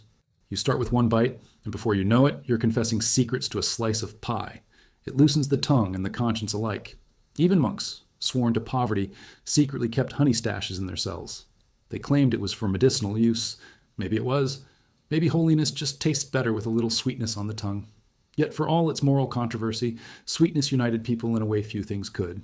It crossed class, creed, and continent. From the honeyed dates of the Middle East to the spiced wines of Europe, sweetness was the universal reminder that pleasure wasn't a sin, it was survival disguised as joy. And isn't that still true? Every time we celebrate, we sweeten the moment. Weddings, births, victories, even funerals. There's always something sugary nearby, as if we instinctively know that grief and sweetness need each other to make sense. What's remarkable is how sweetness also became memory itself. The taste of something sweet can pull you backward through time faster than any photograph.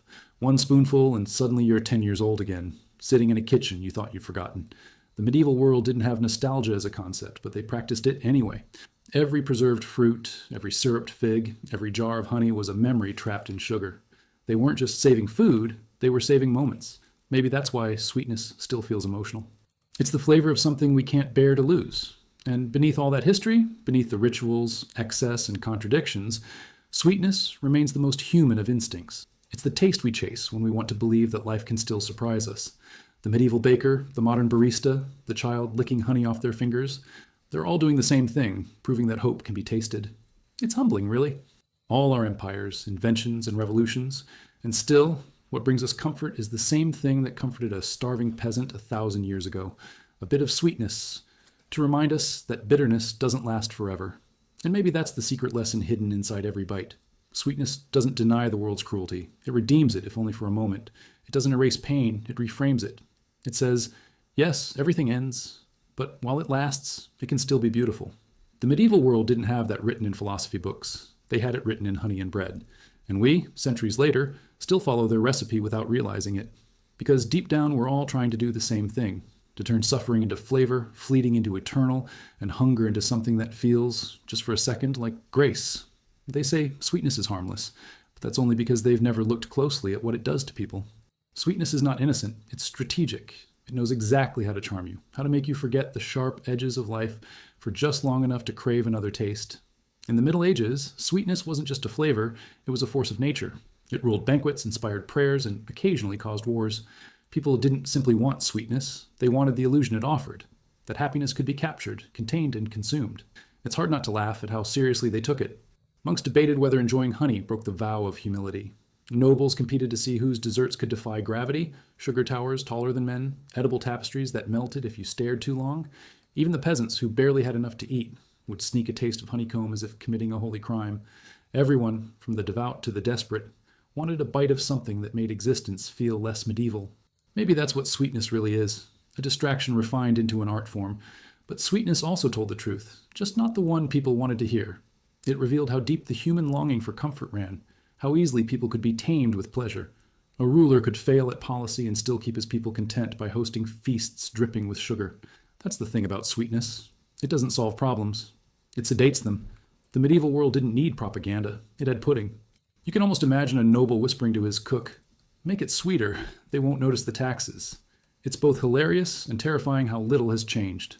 Still, not all sweetness was manipulation. Some of it was rebellion.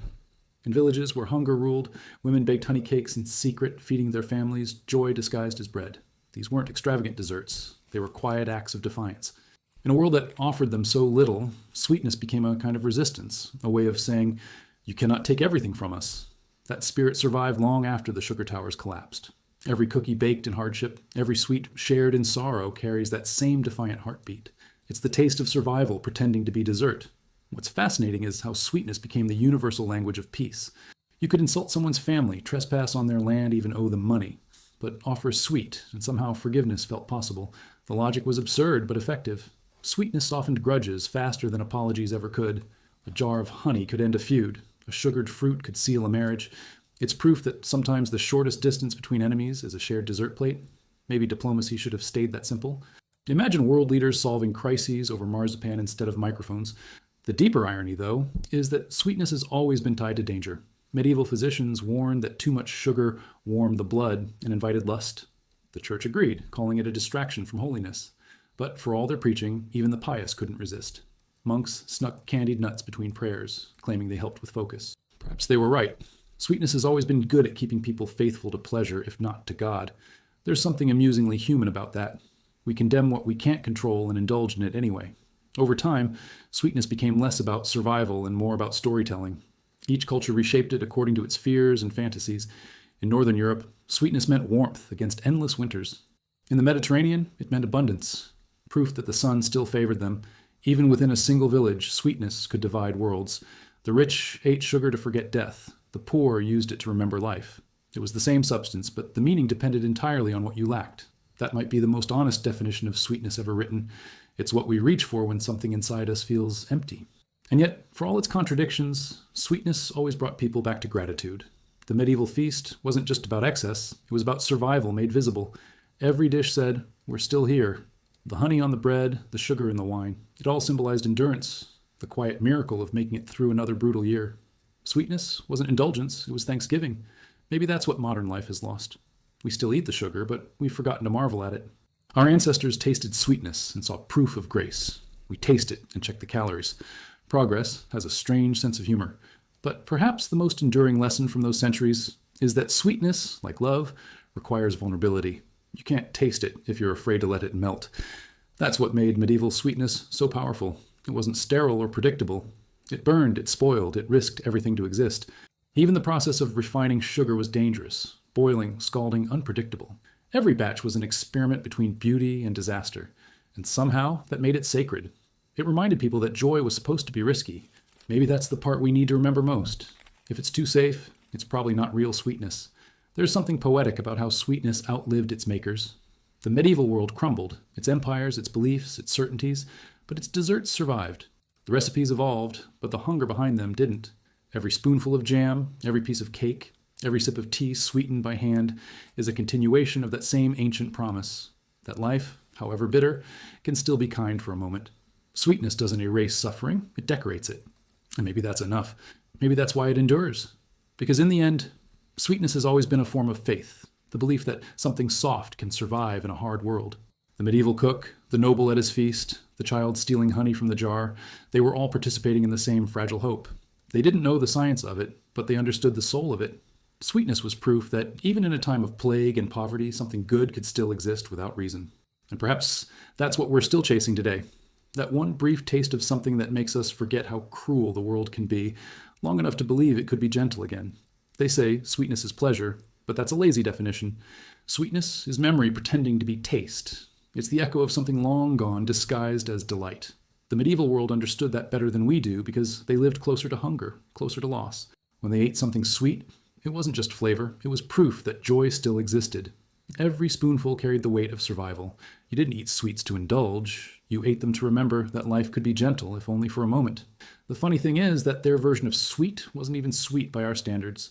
A medieval dessert would probably taste bitter or smoky to us. Honey was raw, sometimes tinged with wax or ash. Sugar was coarse, expensive, and faintly metallic. Fruit was dried in the sun until it tasted more like earth than candy. But to them, it was paradise. They didn't need perfection. They needed contrast. When your daily bread tastes like stone, even imperfect sweetness feels like a miracle. Maybe that's why modern sweetness feels hollow. We removed the struggle and lost the gratitude. Even the way they spoke about sweetness carried reverence. To call someone sweet in the 14th century wasn't casual affection. It was a spiritual compliment. It meant gentle, merciful, kind. Sweetness was not personality, it was virtue. Imagine telling someone today, "You are merciful like honey." They'd probably block you. But that's how seriously people took it. Sweetness wasn't about being pleasant. It was about offering peace in a world that rarely had any. And that peace came with ritual. Monks would drizzle honey over bread as part of prayer, symbolizing divine generosity. Peasants would bake sweet loaves for the dead, believing it helped the soul find its way to heaven. Sugar was medicine before it was food, used to heal wounds, calm the heart, and even ease sorrow. Somewhere along the way, we lost that sense of reverence and replaced it with craving. We treat sweetness like a right, not a blessing. The medieval mind would have laughed at our idea of sugar-free joy. For them, joy was sugar, but sweetness was never purely innocent. It was temptation wrapped in gold. The same monks who wrote about moderation often hid candied fruit in their robes. The same nobles who preached self-control gorged themselves on honeyed wine. Sweetness exposed hypocrisy before it sweetened anything else. It revealed that even the most pious hearts had a soft spot for pleasure. There's something comfortingly human about that, isn't there? We talk about resisting temptation, but secretly we all hope temptation tastes good enough to justify the sin. And yet, the paradox of sweetness was that it always came with danger. Too much sugar made you sick, too little made you desperate. In that balance lived an entire philosophy. The medieval world didn't separate the body from the soul. They believed your appetite could betray your morality. Gluttony wasn't just overeating, it was a spiritual disease. But still, they chased sweetness, knowing it might damn them. There's a strange beauty in that contradiction. To love something enough to risk your soul for it, that's devotion in its purest, most foolish form. Even the science of sweetness back then was wrapped in superstition. Physicians believed that each food carried not just flavor, but temperament. Sweet things were said to warm the spirit and bring light to melancholy. Bitter foods, meanwhile, cooled the blood and grounded the soul. So, in times of despair, people turned to sweetness the way we turn to comfort food. A spoonful of honey wasn't just a treat, it was therapy. And maybe they were right. After all, modern psychology calls it dopamine. They just called it hope. But sweetness wasn't only for comfort, it was also a way to mark the extraordinary. Weddings, births, harvests, no celebration was complete without something sweet. In a world defined by scarcity, sweetness was a proclamation. We have enough to share. That was its real magic. It turned survival into generosity. When someone gave you honey or cake, they weren't just feeding you, they were saying, "You're part of my joy." That gesture survived history. It's still why we bake for birthdays and bring dessert when words fail. Sweetness is how humans say, "Stay." And stay they did, through famines, plagues, and endless winters. Sweetness became the taste of resilience. It endured because it adapted. When honey ran out, they turned to syrup. When sugar was scarce, they used fruit. Each era found its own version of sweetness, and each one carried the same unspoken truth, that joy is never truly gone, just transformed. The same can be said of people. We don't lose our sweetness, we just learn to hide it under layers of survival. Somewhere in the echoes of medieval kitchens, between the bubbling pots of jam and the laughter of feasts, there's a lesson modern life keeps forgetting. Sweetness is meant to be fleeting. It's supposed to end. That's what makes it precious. You don't preserve joy by freezing it, you preserve it by remembering it. The monks knew that, the peasants knew it too. That's why their recipes were never exact. They left room for error, for imperfection, for life. They understood that the best things can't be replicated perfectly. You have to make them anew each time, with whatever sweetness you still have left. And maybe that's why the story of sweetness still resonates. It's not about sugar or honey or fruit. It's about how humans keep inventing reasons to love life, even when it doesn't love them back. Every spoonful, every crumb, every sticky-fingered smile through the centuries has whispered the same quiet truth, that even in the darkest times, we can still create something gentle. And maybe that's what sweetness really is. Not a flavor, but a form of courage. The courage to believe that the world, no matter how bitter, can still be made bearable with a little bit of grace and a taste of something kind. They say sweetness is love made edible, but that's a dangerous simplification. Sweetness doesn't just comfort, it exposes. It reveals the way we chase pleasure to disguise our fear of loss. Every civilization that mastered sweetness also became addicted to it. Not just the flavor, but what it symbolized. Control over nature, mastery over chaos, and a momentary illusion that happiness could be captured in a jar. The medieval world, for all its hardship, understood that illusion better than anyone. To them, sweetness wasn't a constant. It was a visitation. Brief, unpredictable, divine. The most fascinating thing about medieval sweetness is how spiritual it was. Honey wasn't merely food, it was theology. Bees were thought to be holy creatures, born from the tears of Christ or the breath of Eden. Imagine that, turning insects into symbols of grace. When monks tended hives, they weren't just collecting honey, they were performing devotion. Every drop extracted from the comb was considered sacred, a golden echo of paradise. It's almost comedic, in a beautiful way that people could taste something so sticky and messy and call it a metaphor for heaven. But perhaps they were right. Paradise has always been something we can only experience in fleeting sweetness before it drips away.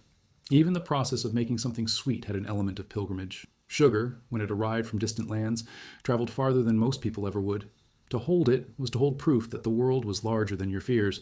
Merchants spoke of sugar as if it were treasure. Physicians prescribed it as medicine. Poets described it as love you could taste. It's remarkable how a lump of sugar could inspire both greed and poetry. The irony, of course, is that the more accessible sweetness became, the less sacred it felt. Once the miracle became daily bread, the awe disappeared. It's the same with everything we overindulge in. Love, luxury, even freedom. We worship until we can afford it. Then we forget why it mattered. But there's another layer to sweetness that history rarely admits. It was an instrument of power. The medieval elite didn't just eat sugar to please their tongues, they displayed it to assert dominance. The whiter the sugar, the purer the status. Some lords even dusted their skin with sugar powder during feasts, as if to prove that sweetness had seeped into their very being. Imagine that, a man sweating syrup to show superiority. It's ridiculous, but that's how deeply humans have always tied pleasure to prestige. The peasants looked on, not with envy, but with quiet understanding. They knew that true sweetness didn't need to be displayed. It was enough to share a crust of honey bread with someone who hadn't eaten all day. And yet, for all its symbolism, sweetness remained profoundly human. It appeared in lullabies, in love letters, and prayers whispered under candlelight. A mother dipping her finger into honey to soothe a crying child wasn't just performing care, she was passing down a ritual older than language. Sweetness taught empathy. It reminded people that kindness, like sugar, melts faster than you expect. That's perhaps the cruelest truth hidden in sweetness. It demands presence. You can't store it forever, can't freeze it, can't bottle the feeling it gives. It asks you to savor, not hoard. We moderns could learn something from that, especially in a world obsessed with permanence.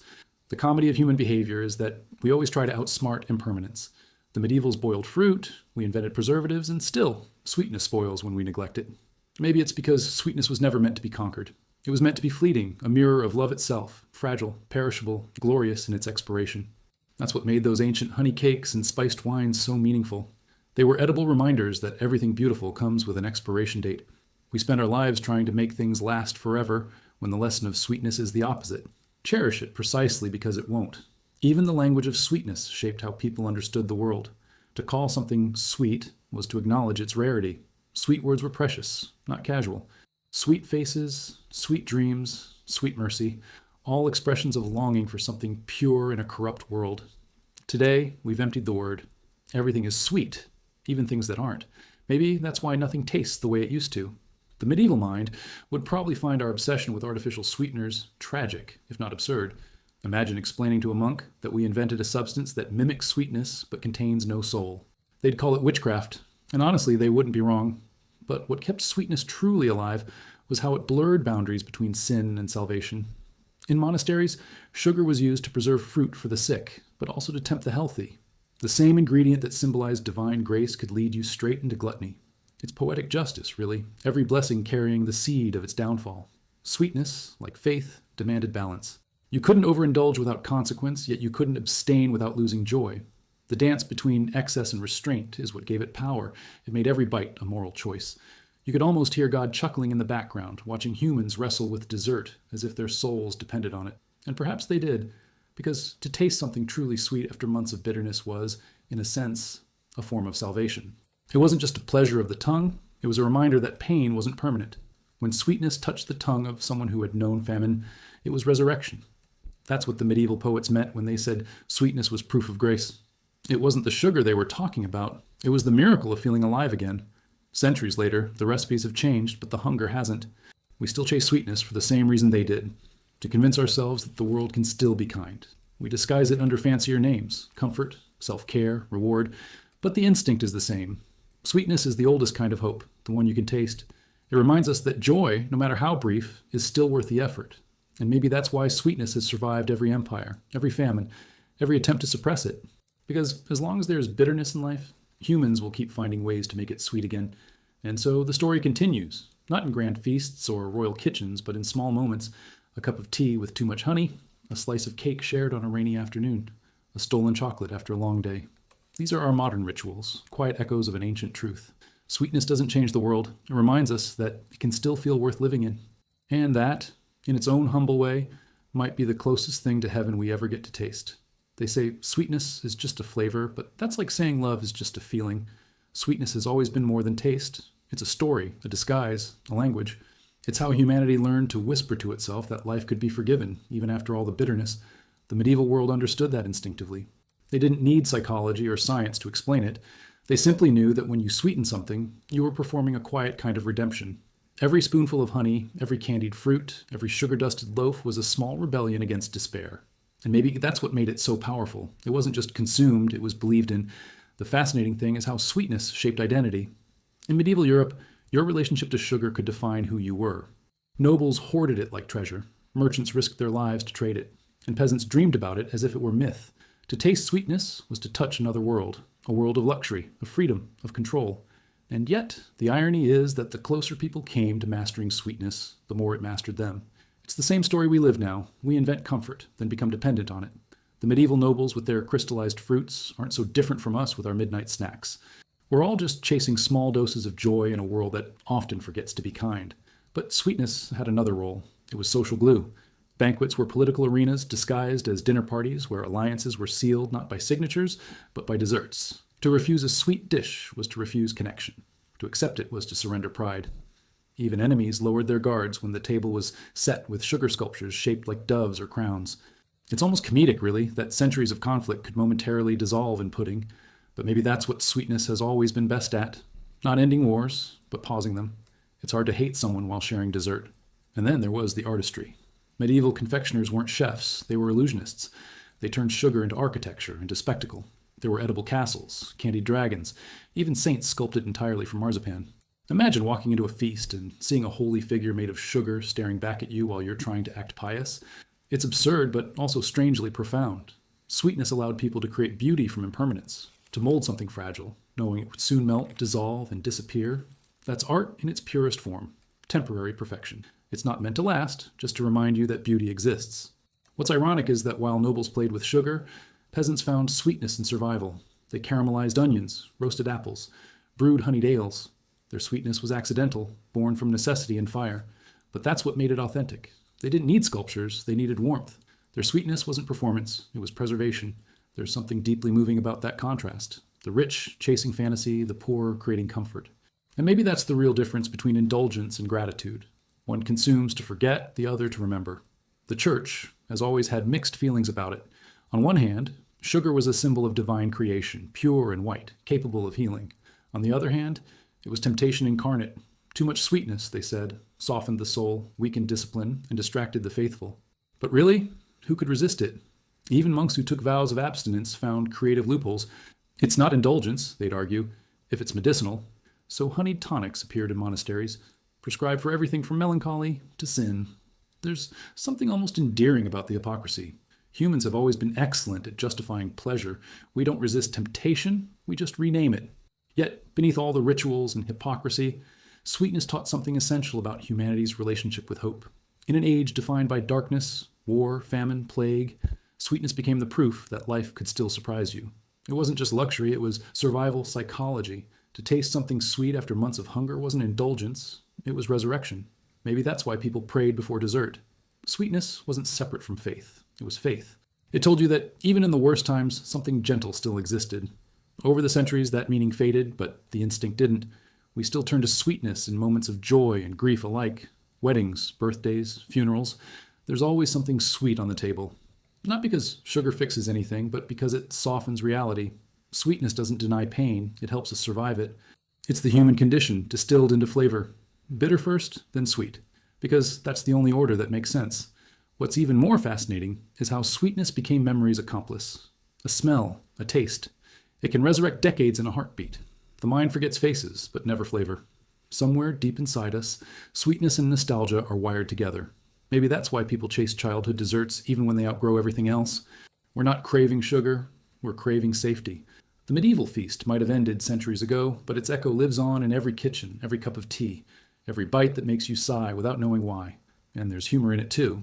The way we humans treat sweetness like a miracle one day, and a moral failure the next.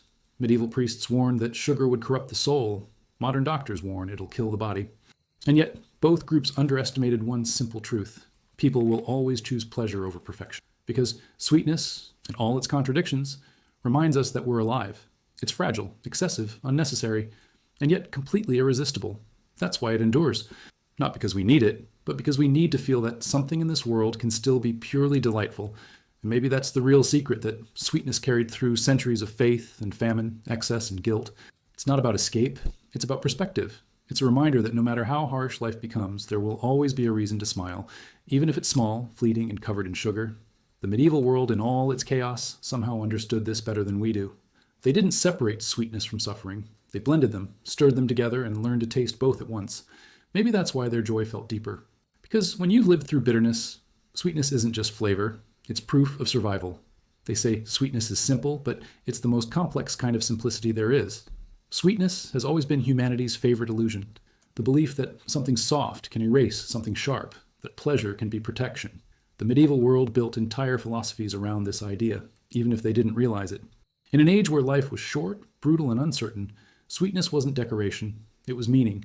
You didn't eat to be entertained, you ate to remember that beauty still existed, even when everything else around you was falling apart. What made their relationship with sweetness so unique was that it was never mindless.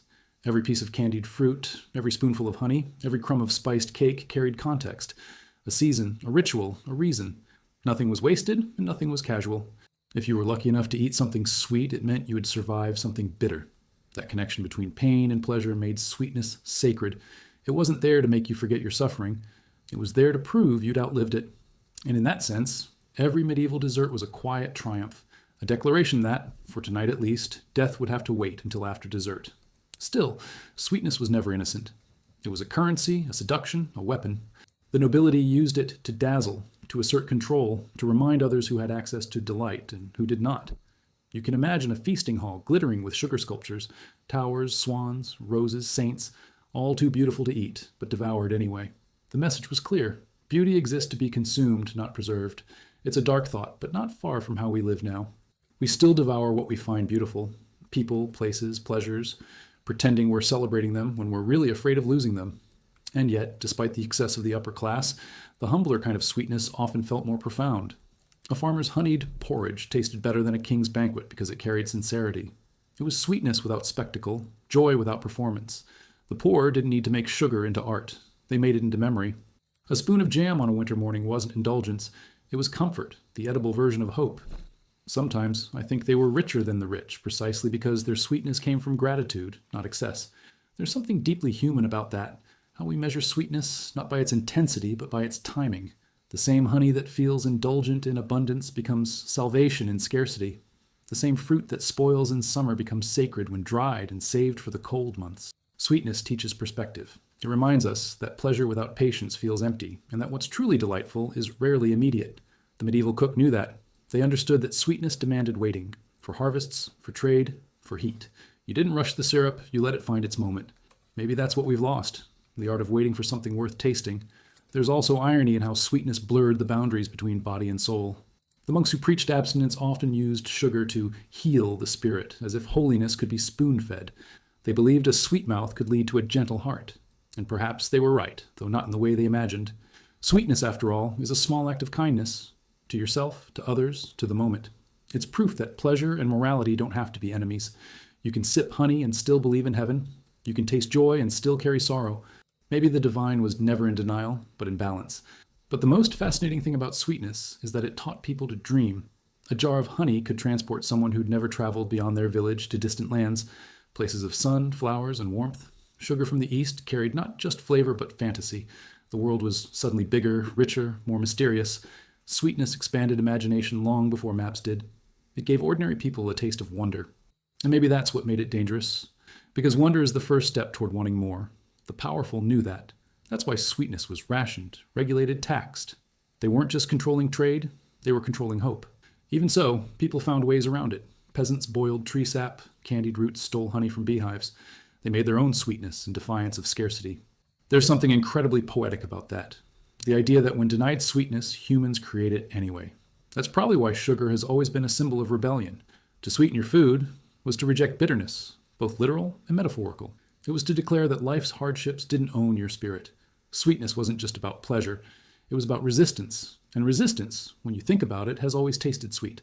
Every time someone shares dessert at the end of a hard day, every time a parent saves the last bite for a child, every time laughter spills over a table full of crumbs and honey, that same ancient defiance lives on. We are still medieval in that sense, still refusing to let the bitterness of the world define our appetite for beauty. We still use sweetness to rewrite the story, to insist that kindness, however small, is enough to make the struggle worth it. Maybe that's why, even now, sweetness feels emotional. It's never just about taste. It's about memory, mercy, and the brief illusion of safety. When we crave something sweet, we're not hungry for sugar. We're hungry for gentleness. We're reaching for the oldest comfort there is. The one that says, the world can still be good. And even if that goodness only lasts a few bites, it's enough. It always has been. The medieval bakers knew it, the peasants believed it, and we, in our modern exhaustion, are still relearning it one dessert at a time. Because, in the end, sweetness is the oldest proof that survival isn't just about endurance. It's about grace. It's about knowing that even in the harshest winter, you can still find a drop of honey somewhere, waiting to remind you that life, however cruel, still leaves room for kindness. That's not just a recipe, that's a philosophy, one that's been simmering quietly through centuries, carried in sticky fingers, laughter, and the faint scent of something caramelizing in the background. Maybe that's what sweetness really is. Not the escape from reality, but the promise that reality, for a fleeting moment, can still taste good. They say sweetness brings people together, but in truth, it first separated them. In the Middle Ages, sugar was both miracle and myth, a substance so rare it could buy your silence, your loyalty, even your forgiveness. The wealthy sprinkled it on roasted meats, poured it into wine, and sculpted it into miniature worlds. It wasn't about taste, it was about theater. To serve sugar was to perform power. Guests didn't come to eat, they came to witness a miracle disguised as dessert. And the miracle, like all good ones, was expensive enough to make you believe in it. But sweetness always finds a way to slip through the cracks of control. Even as kings hoarded sugar, peasants found sweetness in simpler ways. Apples baked in embers, milk boiled with honey, bread soaked in ale. Their desserts weren't declarations of wealth, they were declarations of faith. To make something sweet from nothing was an act of imagination, a reminder that joy could exist even when luxury didn't. It's funny to think about, isn't it? That the same species capable of inventing cathedrals and crusades also invented the humble apple pie just to feel like life wasn't entirely cruel. And yet, the irony of medieval sweetness is that it was often dangerous. Sugar was believed to heal, but too much of it could rot your teeth, or your morals, depending on who you asked. Physicians prescribed it for melancholy and stomach pain. Priests warned it led to temptation and sin. Both were probably right. Sweetness has always blurred the line between medicine and indulgence, salvation and excess. There's something deeply human in that confusion. We never quite know whether pleasure is curing us or destroying us until it's too late. The paradox extended to trade itself. Sugar, the so-called white gold, became the reason entire empires expanded, conquered, and enslaved. Behind every sugared plum was a hidden price, a shadow of human suffering that no sweetness could disguise. Even in the medieval era, whispers of exploitation clung to the supply lines from distant lands. The taste of luxury was already mixed with guilt. Perhaps that's the cruelest truth about sweetness. It's always been paid for by someone else's bitterness. You could say it's the original moral dessert, delicious but never clean. Still, sweetness had a way of washing away guilt, or at least covering it with frosting. Feasts became confessions in disguise. Nobles ate too much, drank too much, and then donated a few honey cakes to the poor to balance the scales. There's an almost comical honesty in that hypocrisy. Humanity has always believed that good deeds can be baked. Feed someone sugar and maybe they'll forget your sins. It didn't work then, and it doesn't work now, but we keep trying anyway. Maybe because deep down we'd rather share dessert than face the truth. And the truth is that sweetness was the first form of storytelling. Before books and paintings became widespread, cooks told stories through flavor. The balance of spice and sugar was language, the way bitterness was tamed into pleasure. Every meal was a narrative arc, beginning with the earthy salt of survival, peaking at the sweet relief of triumph. The medieval feast was as emotional as any novel, except you could eat the ending. Perhaps that's why people remembered meals longer than sermons. Sweetness wasn't just nourishment, it was memory made edible. Even nature played along in this theater of contradiction. Bees, those tiny architects of sweetness, were treated as divine creatures. Their hives were blessed, their honey harvested with prayer. Some believed bees carried the souls of the dead, turning grief into nectar. It's poetic in a way. Mourning transformed into something that makes tea taste better. The medieval mind didn't see irony in that. They saw grace. They understood that beauty often comes from decay, that sweetness, like love, requires something to be lost before it can exist. But perhaps the most remarkable thing is how sweetness survived belief itself. When religion failed to comfort, sweetness took over. When prayers went unanswered, people turned to honey wine. When famine came, they preserved fruit in sugar, not just to survive, but to save the taste of better days. It's almost tragic how sweetness became humanity's backup faith, a small, edible form of hope. We still do it. Bad day, eat chocolate, heartbreak, ice cream. It's medieval alchemy disguised as therapy. And through all of this, sweetness never stopped being funny in its own absurd way. Imagine an age where sugar was treated like a precious stone, locked away behind iron bars, guarded like treasure, and now we spill it on countertops without thinking twice. Civilization evolved, but our cravings didn't. We still worship sweetness. We just built supermarkets instead of altars. There's something humbling about that realization. Progress changes the tools, not the appetite. In the end, what sweetness gave the medieval world wasn't just pleasure, it was contrast. It made people aware of bitterness, of hunger, of fragility. It reminded them that joy, like sugar, dissolves if you hold it too tightly. That's the lesson hidden beneath all the glittering feasts and honeyed hymns. Sweetness isn't meant to last. It's a fleeting miracle, meant to be savored and released. The monks knew it, the bakers knew it, and somewhere deep inside, we still know it too. Because every time we taste something sweet, whether it's a medieval honey tart or a modern piece of cake, we're not just eating sugar, we're participating in the oldest ritual of hope. We're proving to ourselves that beauty can exist alongside sorrow, that small joys can outshine centuries of struggle, and maybe that's why sweetness will always matter. Not because it makes life easier, but because it makes life bearable. The world will always have bitterness, that's inevitable, But as long as humans keep finding ways to make it sweet again, even for a moment, there's still something left in us worth saving. They say sweetness softens life, but in truth, it sharpens awareness. It reminds you that everything good is temporary, and that's precisely why it matters. In the medieval world, people didn't take sweetness for granted. They treated it like a miracle, because it was one. To pour honey over bread or sip sweet wine was to step outside the endless rhythm of labor and fear, if only for a heartbeat. Every taste carried a story of effort, bees working, traders traveling, cooks experimenting, and faith surviving. Sweetness wasn't just taste, it was testimony. It said, we endured, and still we can enjoy. That might explain why sweetness became the moral compass of everyday life. The church, the marketplace, the household, they all revolved around it. Priests used sweetness to illustrate virtue. The soul, they said, should be like honey, pure, luminous, and nourishing. Of course, that was easy to say for someone who didn't have to harvest it. Anyone who's ever been stung by bees knows that the pursuit of purity hurts. Maybe that's the real lesson sweetness was trying to teach all along, that even the gentlest things demand a little pain. The monks called it spiritual refinement. The peasants just called it Tuesday. And if you think about it, medieval life was built on that paradox. Every sweet thing was born from something bitter. Grapes endured drought before they became wine. Honey required the chaos of a hive. Even sugarcane grew best in harsh soil. Sweetness wasn't an escape from suffering, it was a transformation of it. Maybe that's why people loved it so deeply. It made hardship edible. They couldn't control their lives, but they could sweeten them. There's something incredibly human in that impulse. The desire to alchemize pain into pleasure, to make beauty out of necessity. The nobles turned that impulse into performance art. Their kitchens became laboratories of wonder, filled with imported spices, exotic fruits, and the occasional questionable ingredient. Rose petals, ground pearls, even gold leaf. They didn't just eat, they staged feasts like divine theater. Guests gasped at sugar castles and edible saints, as if sweetness could turn wealth into holiness. But underneath the spectacle, something sincere flickered. The craving for sweetness wasn't just vanity, it was vulnerability. Even those dripping in luxury wanted proof that life could still taste good, because no amount of power shields you from emptiness, and no amount of sugar hides it for long. Meanwhile, in humbler homes, sweetness was less about illusion and more about invention. People learned to coax sugar from carrots, syrup from tree sap, and joy from scraps. They baked cakes that were more crust than crumb and still called them celebration. There's something profoundly touching in that. How people without abundance learned the art of enough. Sweetness for them was a philosophy, a way to find pleasure without permission. You can almost picture it, a mother dipping her finger into honey and offering it to a child as both treat and promise. That moment mattered more than any banquet ever could. Of course, the irony is that sweetness was also a kind of social mirror. It revealed who you were allowed to be happy in public. Nobles could flaunt indulgence. Peasants had to hide it. A poor man eating something sweet risked being called wasteful, even sinful.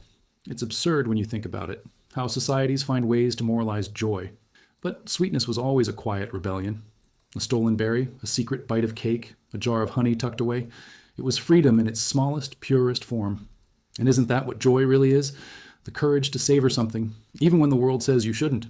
What's even more interesting is how sweetness became tied to love. The language of romance itself was steeped in sugar. Lovers called each other my honey, my sweet, my sugar plum.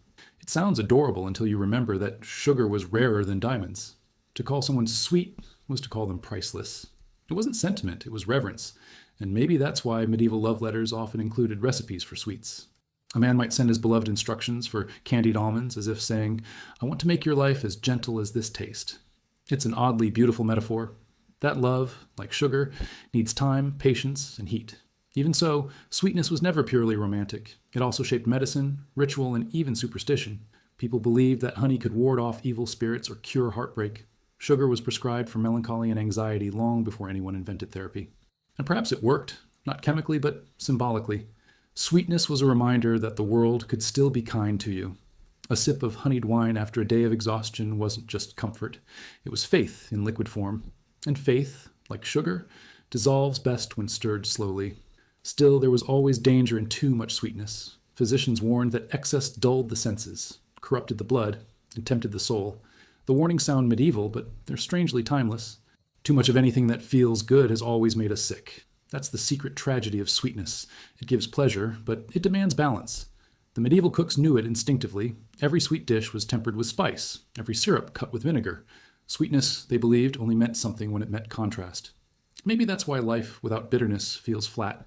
Sweetness needs its shadow to shine. And through it all, sweetness endured because it carried something no sermon could capture. Honesty. It didn't pretend to be eternal. It melted, spoiled, and disappeared like everything else worth loving. The medieval world didn't try to preserve sweetness forever. They embraced its impermanence. That's what made it sacred. You ate it slowly, reverently, knowing it wouldn't last. We've lost that reverence somewhere along the way. We consume without tasting, chase sweetness without savoring. The miracle has become routine, but the lesson hasn't changed. It's still there, waiting under every spoonful, whispering the same ancient truth.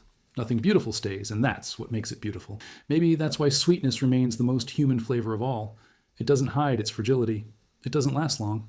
But in that brief moment when it hits your tongue, when the world softens and your heart forgets its weight, it reminds you of everything that still matters. The medieval baker, the noble, the monk, the child, they all tasted the same fleeting mercy, and so do we. Sweetness doesn't promise eternity. It offers something rarer, presence, a reminder that, for now, right here, life still has flavor. And that somehow is enough. They say sweetness is innocent, but history would disagree. Sweetness has always been a kind of trickster, soft on the tongue, cunning in intent. It promises comfort, but it teaches control. The medieval world knew this better than anyone. Sweetness didn't just flavor food, it flavored hierarchy, devotion, and even sin. Every grain of sugar carried a story of trade routes, temptation, and the unspoken truth that pleasure is never just pleasure. And maybe that's why people feared it as much as they adored it. It was too small to fight, too irresistible to refuse.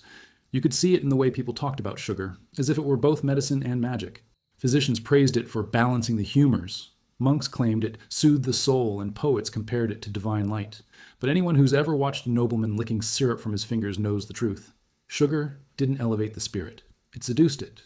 There's something both hilarious and humbling about how easily humanity gets undone by sweetness. Wars have been fought for gold, but civilizations have quietly surrendered for dessert.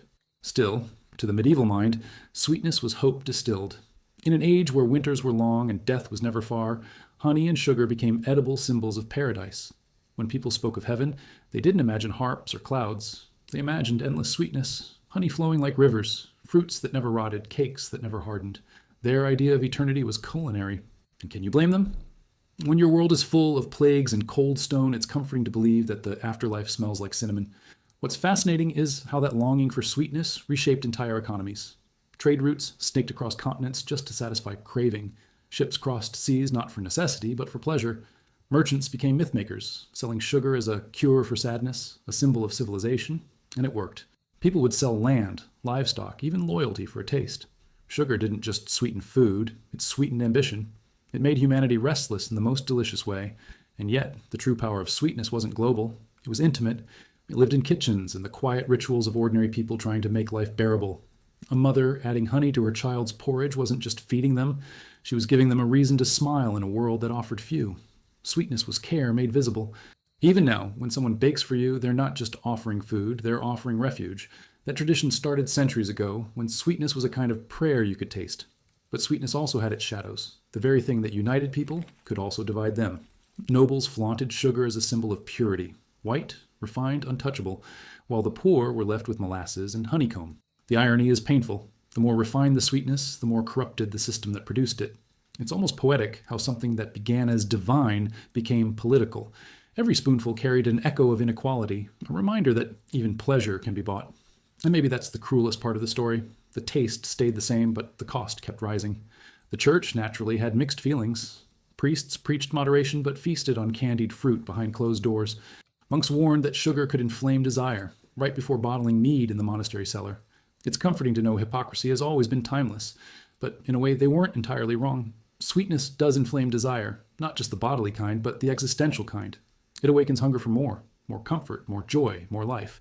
And that's precisely why people both feared and worshipped it. Sweetness reminded them that wanting isn't a sin, it's what makes us human. Then there's the irony of preservation. People used sugar to make fruits last longer, to defy time itself. In their hands, sweetness became a kind of immortality. But the joke was on them. It wasn't the fruit they were preserving. It was their own longing. Every jar of jam was a message to the future. Remember this summer, this warmth, this moment. Sweetness became memory in disguise. You could almost say it was the first form of time travel, except instead of machines, it required patience, fire, and a ridiculous amount of stirring. It's also worth remembering that sweetness wasn't always about pleasure. It was often about illusion. Many medieval recipes used honey to mask the taste of spoiled meat or rotten wine. It's darkly funny. They didn't fix the problem, they just made it taste better. But isn't that what humans still do? We sugarcoat everything, our words, our failures, our truths. We'd rather taste sweetness than face honesty. Maybe that's why sweetness has always been so powerful.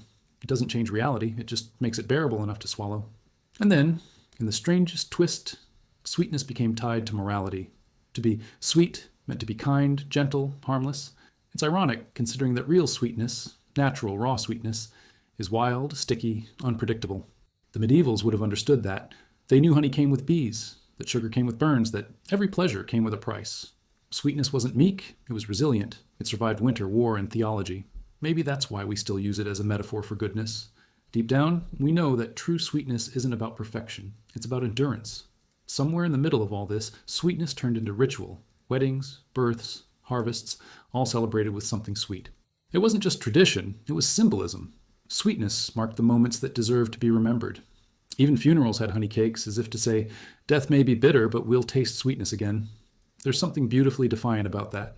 To meet grief with sugar is to refuse despair. It's not denial, it's declaration.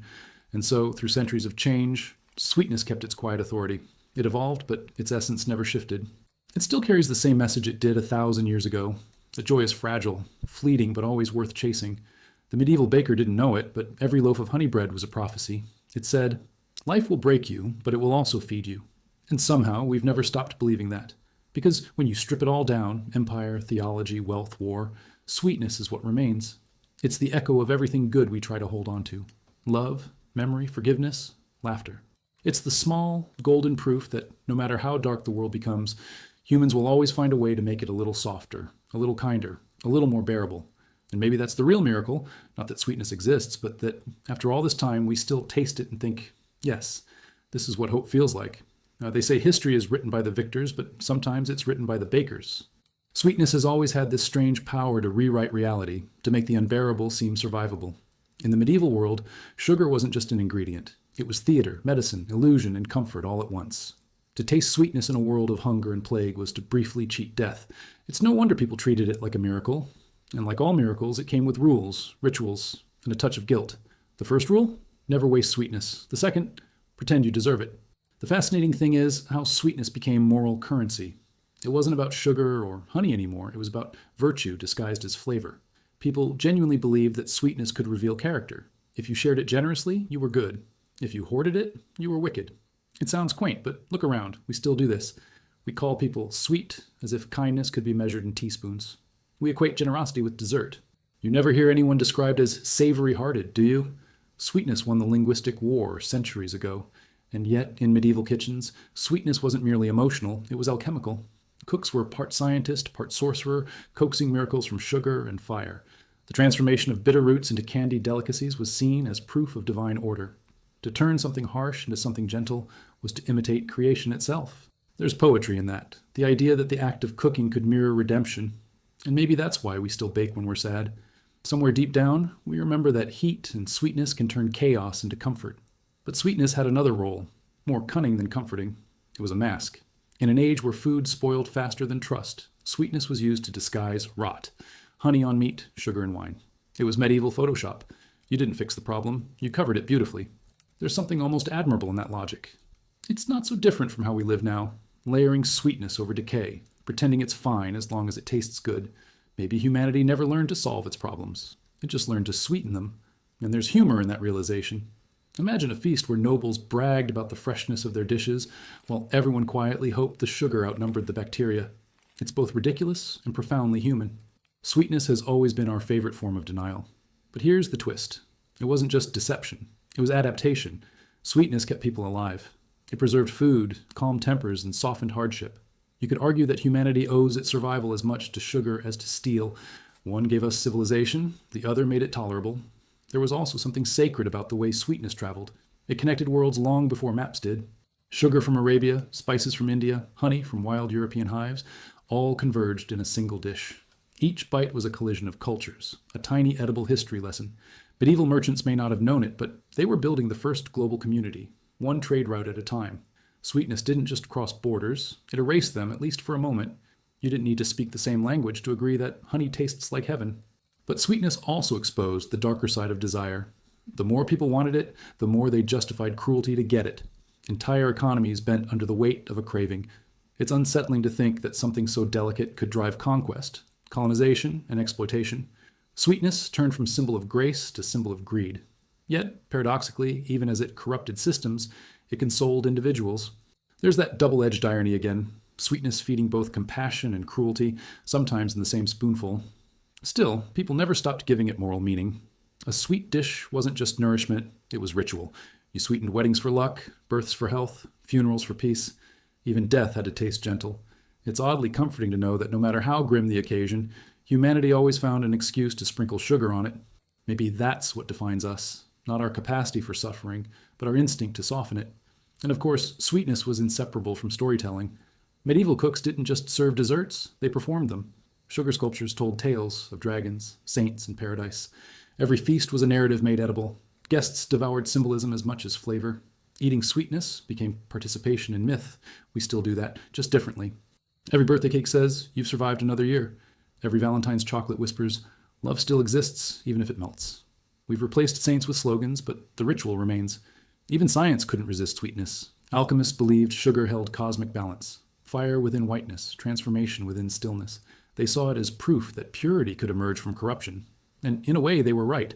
Sweetness always begins in mess, sap, sweat, labor, heat. Nothing pure starts pure. That's the secret sweetness teaches us. It's not the absence of pain, but what you make from it that defines you. There's comedy in that truth, too. We spend our lives trying to avoid bitterness, when bitterness is the ingredient that makes sweetness matter. What's remarkable is that despite centuries of change, sweetness never lost its emotional gravity. It's still the universal language of care. You can't apologize properly without offering something sweet. You can't celebrate without it either. It bridges gaps words can't cross. Even when everything else fails, faith, logic, politics, sweetness endures. Because at its core, it isn't about flavor, it's about recognition. To share sweetness is to say, "I see your humanity, and I choose to make it gentler." Maybe that's why sweetness has outlasted kingdoms, religions, and empires. It doesn't rely on belief, it relies on experience. You don't have to understand sweetness to feel it. It sneaks past intellect straight to memory, to longing, to the part of you that still believes in comfort. And that's what makes it immortal. Not the sugar itself, but the moment it creates, the brief, wordless understanding that life, however bitter, can still surprise you with kindness. In the end, sweetness doesn't erase suffering, it reframes it. It teaches perspective. It says, yes, the world is harsh, but look, there's still something good. No, the medieval peasants knew it, the nobles forgot it, and we're somewhere in between, still trying to balance gratitude with indulgence, still chasing the same fleeting sweetness that made our ancestors close their eyes and whisper, just for a second, this is enough. They say sweetness makes people gentle, but that's not always true. Sometimes it reveals what they really crave: control, comfort, redemption. The medieval world understood this instinctively. Sweetness wasn't a garnish, it was philosophy. To sweeten something was to make it safe, to civilize what was wild, to impose order on chaos. Sugar didn't just transform food, it transformed emotion. It taught people that bitterness could be managed, that sorrow could be disguised, that even suffering could be made to taste polite. You could say that sugar was the first form of emotional armor, and like all armor, it both protected and confined. There's a strange comedy in that. Imagine a world where people thought the soul could be purified with candied almonds. Yet, in a way, they weren't wrong. Sweetness did purify, just not the way they imagined. It didn't cleanse sin, it softened its edges. It allowed people to keep their darkness without choking on it. That's what sweetness has always done. It makes the unbearable palatable. And perhaps that's why we still turn to it when things fall apart. When words fail, sugar speaks fluently. But sweetness wasn't just a comfort, it was performance. A noble hosting a feast didn't serve sugar for taste, but for spectacle. The guests would sit in awe before sugar sculptures that defied gravity, castles, swans, entire battle scenes carved in candy. It was art that disappeared the moment you touched it, a metaphor for power itself. What better symbol for medieval life? Beauty so fragile that it demanded consumption. To destroy it was to appreciate it. You didn't just eat dessert, you participated in an act of philosophical surrender. Meanwhile, peasants found their own sweetness in less theatrical ways. A spoon of honey stirred into porridge, a crust of bread dipped in cider, an apple roasted over fire. Small luxuries that didn't need an audience. Their sweetness was quiet, personal, and honest. There's something beautiful about that humility, the idea that joy doesn't have to be grand to be real.